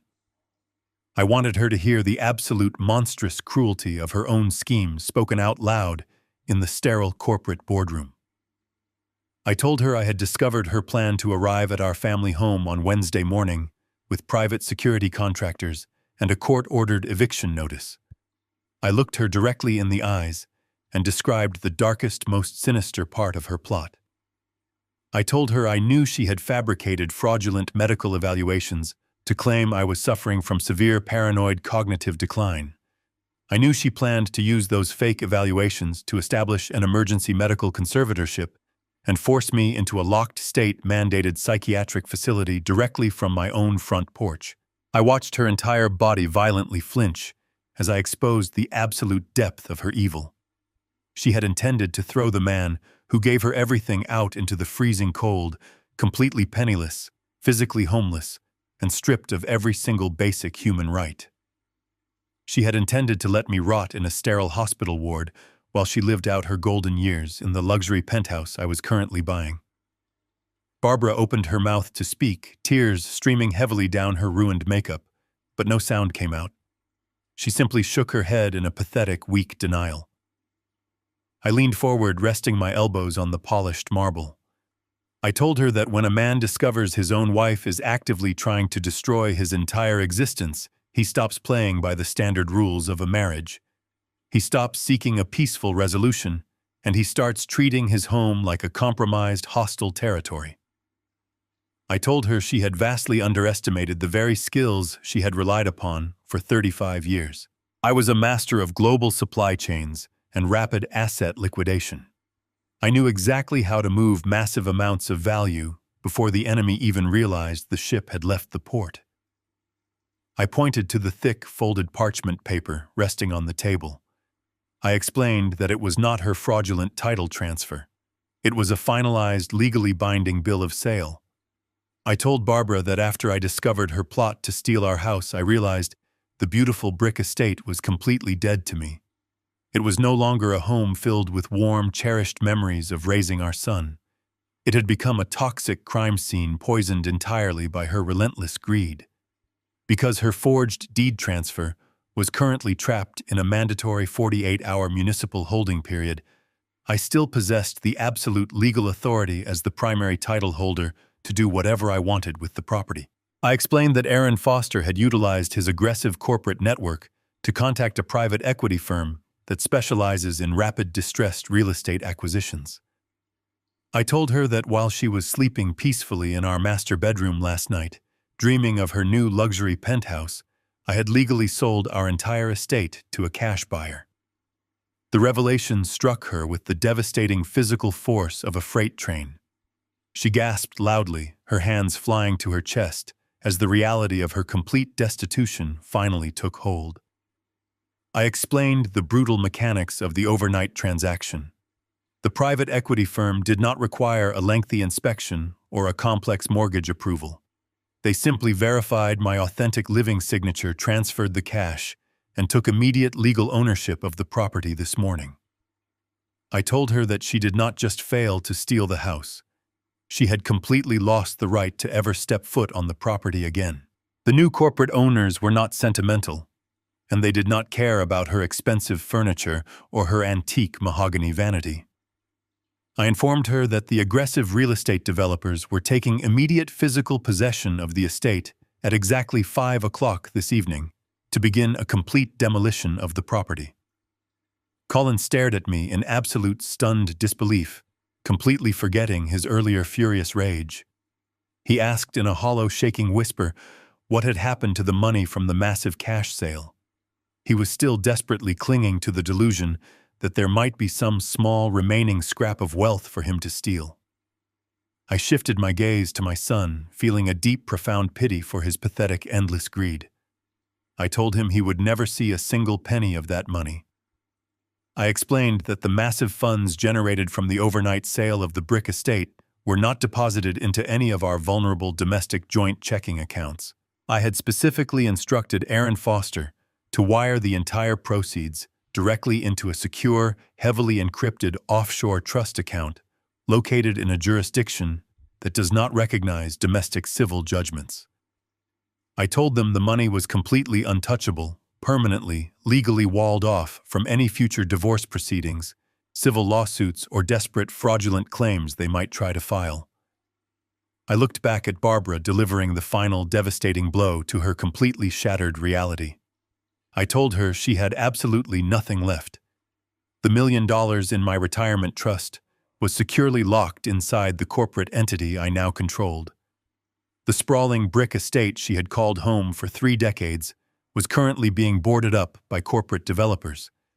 The $40,000 she had stolen from the wedding was now the exact piece of evidence that could send her to state prison. I told her she was entirely bankrupt, both financially and morally. I told her she could not return to the house tonight because she was officially a trespasser on private corporate property. She had no home to go back to, she had no money to rent a hotel room, and she had no husband to quietly pay her way out of the disaster. She had successfully engineered her own absolute severance from the comfortable, privileged life she had taken for granted for 35 years. The total destruction of her world was now complete. I turned slightly and gave Aaron Foster a single quiet nod.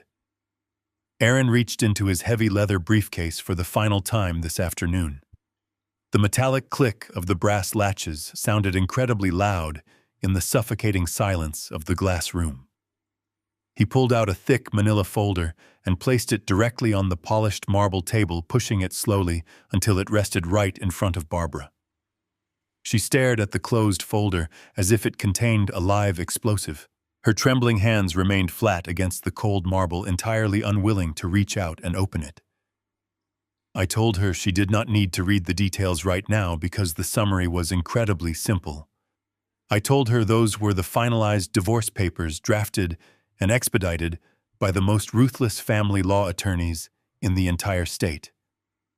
I explained that the papers cited gross financial misconduct, severe fraud, and irreconcilable differences. I told her I was leaving her with exactly what she had brought into our marriage 35 years ago, which was absolutely nothing. The absolute finality of the divorce papers seemed to physically crush whatever small amount of fight she still had left in her body. She let out a long, agonizing wail that echoed harshly against the soundproof glass walls of the conference room. It was the pathetic sound of a woman mourning the sudden, brutal death of her own incredibly comfortable future. But I felt absolutely no sympathy for her tears.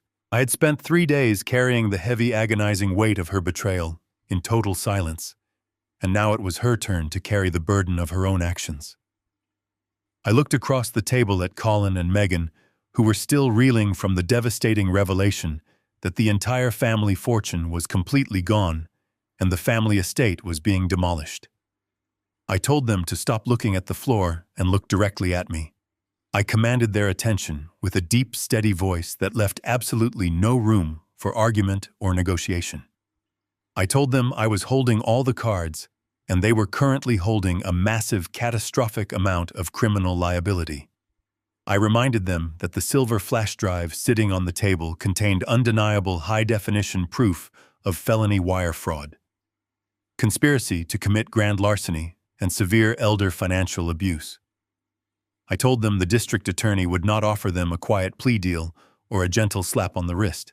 The district attorney would make an absolute public spectacle out of them to set a firm legal precedent against financial predators. I watched Colin swallow hard, his arrogant, unearned pride completely replaced by a pathetic, desperate fear. He looked at the silver flash drive and then looked up at me. He asked me in a weak, trembling whisper exactly what I wanted them to do. I leaned back in my heavy leather chair and laid out the absolute terms of their survival. I told them I was willing to lock the silver flash drive in a secure corporate vault and never contact the authorities regarding the $40,000 they stole from the wedding budget. I watched a brief, pathetic flicker of hope cross their pale faces, but I immediately extinguished it. I told them my permanent silence came with a massive, non-negotiable price. Aaron pulled another freshly printed legal contract from his briefcase and slid it across the marble table toward Colin. I explained that this specific document was an ironclad zero-contact agreement. By signing it, they were legally surrendering any future right to ever call me, email me, send me letters, or approach me in public for the rest of their natural lives. I told them they were agreeing to be completely, permanently erased from my existence.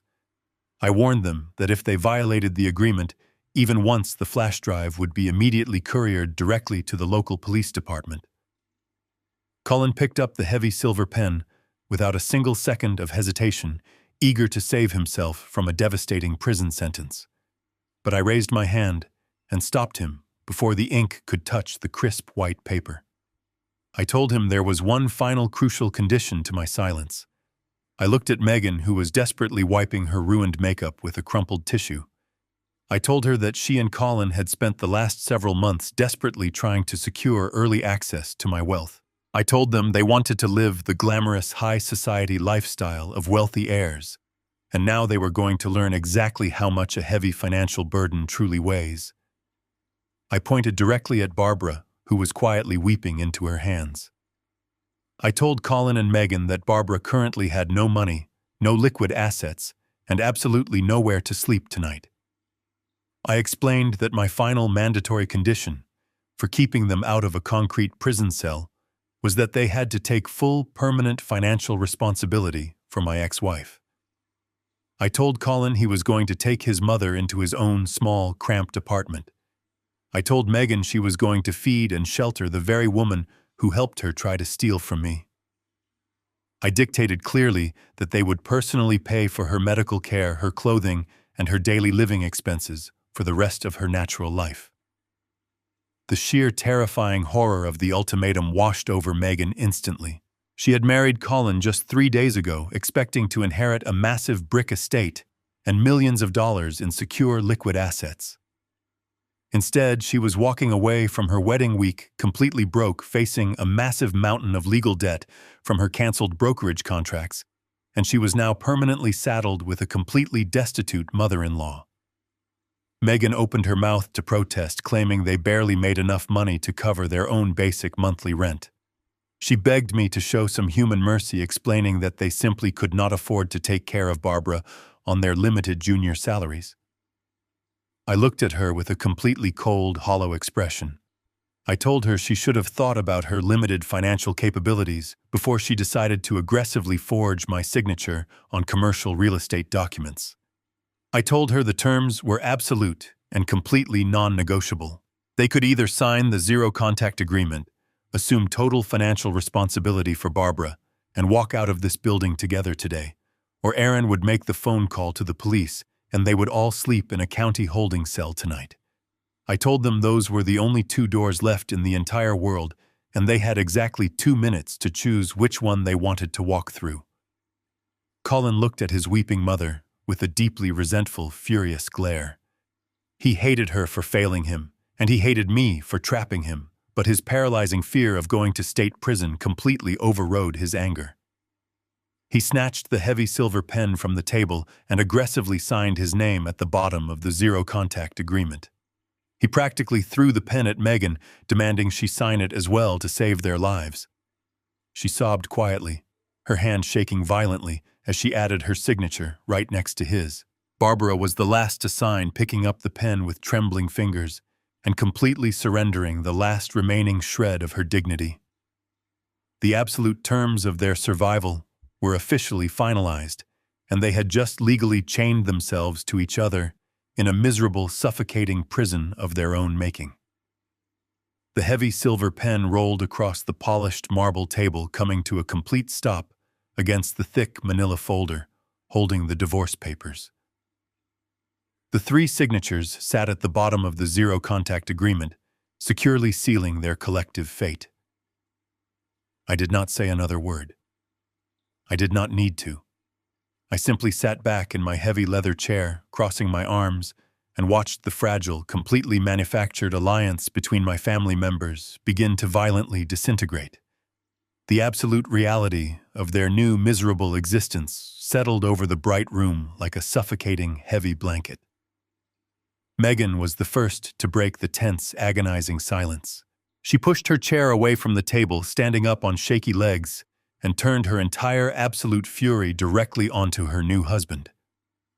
She told Colin he was a complete fool for letting his mother handle the forged legal documents. She screamed that she had provided a perfect, untraceable corporate template, and Barbara had completely ruined the entire operation by carelessly attaching the forged financial guarantee. She yelled that her entire professional reputation was now completely destroyed because she had tied her real estate license to a massive documented felony fraud case. Colin whipped his head around, his face contorted in absolute feral rage. He took a threatening step toward Megan, pointing a shaking finger directly at her chest. He yelled that she was the supposed real estate expert who was hired to manage the intricate legal details of the shell company. He blamed her entirely for failing to review the state registry portal before walking confidently into the title agency. He told her she was completely useless and that her arrogant incompetence had just cost him $1 million inheritance and his childhood home. He yelled that he had already planned to quit his job on Wednesday morning, expecting to live off the stolen retirement funds, and now he would be forced to work his miserable entry-level corporate job forever, just to pay off the legal debts she had accumulated. The romantic honeymoon phase of their 3-day-old marriage was completely dead, replaced by a vicious, toxic hatred born entirely out of mutual financial ruin. Megan spat back at him, reminding him that he was the one who eagerly pocketed the stolen $40,000 from the catering office, making them all incredibly vulnerable to felony money laundering charges in the first place. Barbara tried to forcefully insert herself into the screaming match, desperately trying to gain a shred of her former matriarchal authority. She stood up, grabbing Colin by the arm, and ordered him to stop shouting at his new wife. She told him they needed to remain a united front and figure out a practical strategy to survive the night, because she no longer had a house to return to. Colin looked down at the hand resting on his arm and violently shoved his mother away. He looked at her with an expression of pure, absolute disgust. He told her she was no longer a wealthy, respected matriarch who could dictate the terms of their lives. He told her she was nothing but a massive, endless financial parasite that he was now legally forced to carry for the rest of his natural life. He screamed that he did not have a spare bedroom in his cramped apartment for her, and he absolutely refused to spend his meager paycheck buying her expensive food or paying for her future medical bills. He told her she had destroyed his entire future with her arrogant, sloppy planning, and he truly wished she was the one going to state prison instead of him. The cruel, vicious words from her own son struck Barbara harder than any legal document I could have ever presented. She stumbled backward, clutching her chest as a fresh wave of agonizing tears flooded her face. She looked at Megan, seeking any small ounce of sympathy from her new daughter-in-law, hoping for some sense of female solidarity. But Megan simply scoffed, crossing her arms tightly over her chest. Megan looked at Barbara with cold, unadulterated contempt. She coldly informed her new mother-in-law that there would be absolutely no luxury shopping trips or expensive vintage wine in their shared future. She dictated that Barbara would sleep on the cheap, lumpy sofa in their small apartment living room, and she would be strictly expected to cook, clean, and act as an unpaid maid to earn her basic keep. Megan stated clearly that since Barbara had entirely lost the millions of dollars she confidently promised to deliver, she possessed absolutely no value to them anymore. They were looking at her exactly how they had looked at me just 3 days ago. She was no longer a human being to them. She was a heavy, miserable burden they deeply resented. I watched them viciously tear each other apart, with a profound sense of cold, absolute satisfaction. They did not need a judge to sentence them to a terrible punishment. They were actively building their own personal hell right in front of my eyes. The luxury conference room, which was supposed to be the site of their ultimate victorious celebration, had become the very room where they legally chained themselves together in poverty and bitter mutual hatred. They were completely trapped in a toxic, inescapable triangle. Colin resented Megan for her professional failure. Megan despised Colin for his utter lack of wealth and endless entitlement. And they both absolutely loathed Barbara for becoming a permanent crushing weight on their already fragile financial survival. They were entirely stripped of all resources, all dignity, and all hope for a comfortable future. The long, simmering conflict that began with a stolen wedding check and a forged signature had reached its absolute climax. I had used their own boundless greed to completely dismantle their lives. Aaron Foster reached forward quietly, collecting the signed zero-contact agreements and sliding them safely into his heavy leather briefcase.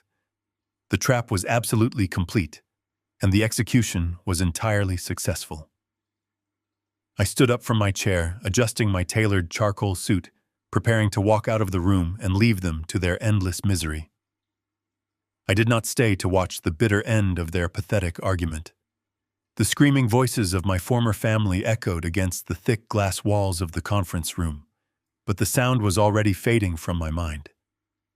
I turned my back on the miserable wreckage of my past and walked toward the heavy glass doors. Aaron Foster walked right beside me, his heavy leather briefcase swinging in a steady, rhythmic arc. He reached out and pushed the door open, holding it wide so I could step through. I did not look over my shoulder. I did not offer a final piece of advice or a parting insult. They had entirely ceased to be my problem. As the heavy glass door clicked shut behind me, the frantic, muffled shouting was instantly cut off, returning the luxurious marble hallway to a state of absolute perfect silence. I shook hands with Aaron near the express elevators, thanking him for executing the most important corporate maneuver of my entire life. He smiled a genuine, respectful smile and told me to enjoy my well-earned retirement before the elevator doors slid closed. I walked out through the grand lobby of the financial building and stepped into the bright, warm afternoon sun. The city air felt completely different in my lungs.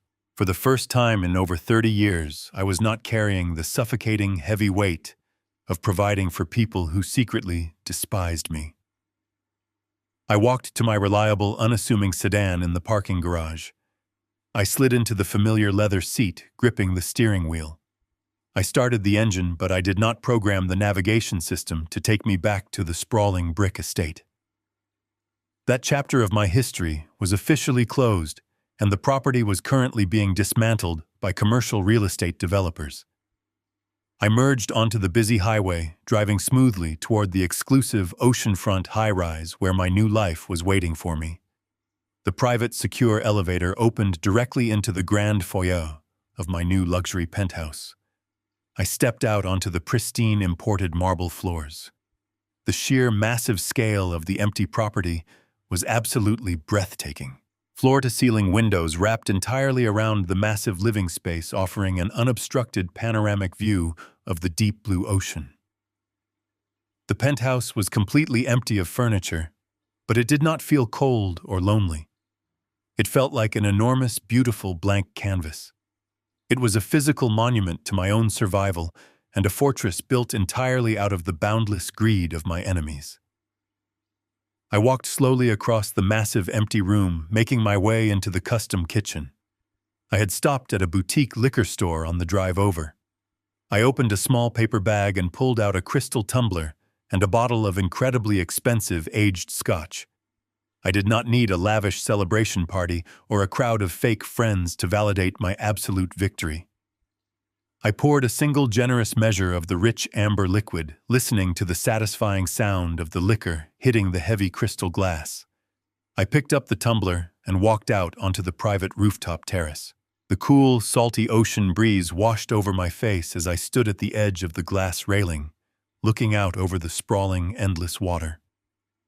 I took a slow, deliberate sip of the scotch, letting the warm, complex flavor burn smoothly down my throat. I thought about the man I was just 4 days ago, the docile, accommodating father who believed his only value was his open checkbook. I realized that true love and respect cannot be bought with expensive wedding caterers or endless monthly rent checks. Real family is built on genuine mutual appreciation and unselfish loyalty, not predatory entitlement. I had finally learned that extreme generosity without strict boundaries is simply an open invitation for complete personal destruction. I lost a deceitful wife and an arrogant son this week, but I ultimately found my own absolute unshakable dignity. I raised my heavy crystal glass to the beautiful fading sunset, enjoying the profound, unbroken peace of my brand new life. Did you find my story satisfying? Have you ever had to ruthlessly cut toxic people out of your life to protect your own peace and sanity? Let me know in the comments section below. Do not forget to like this video and subscribe to the channel for more powerful stories about finding ultimate justice and taking back control. Until next time, stay strong and always trust your own instincts.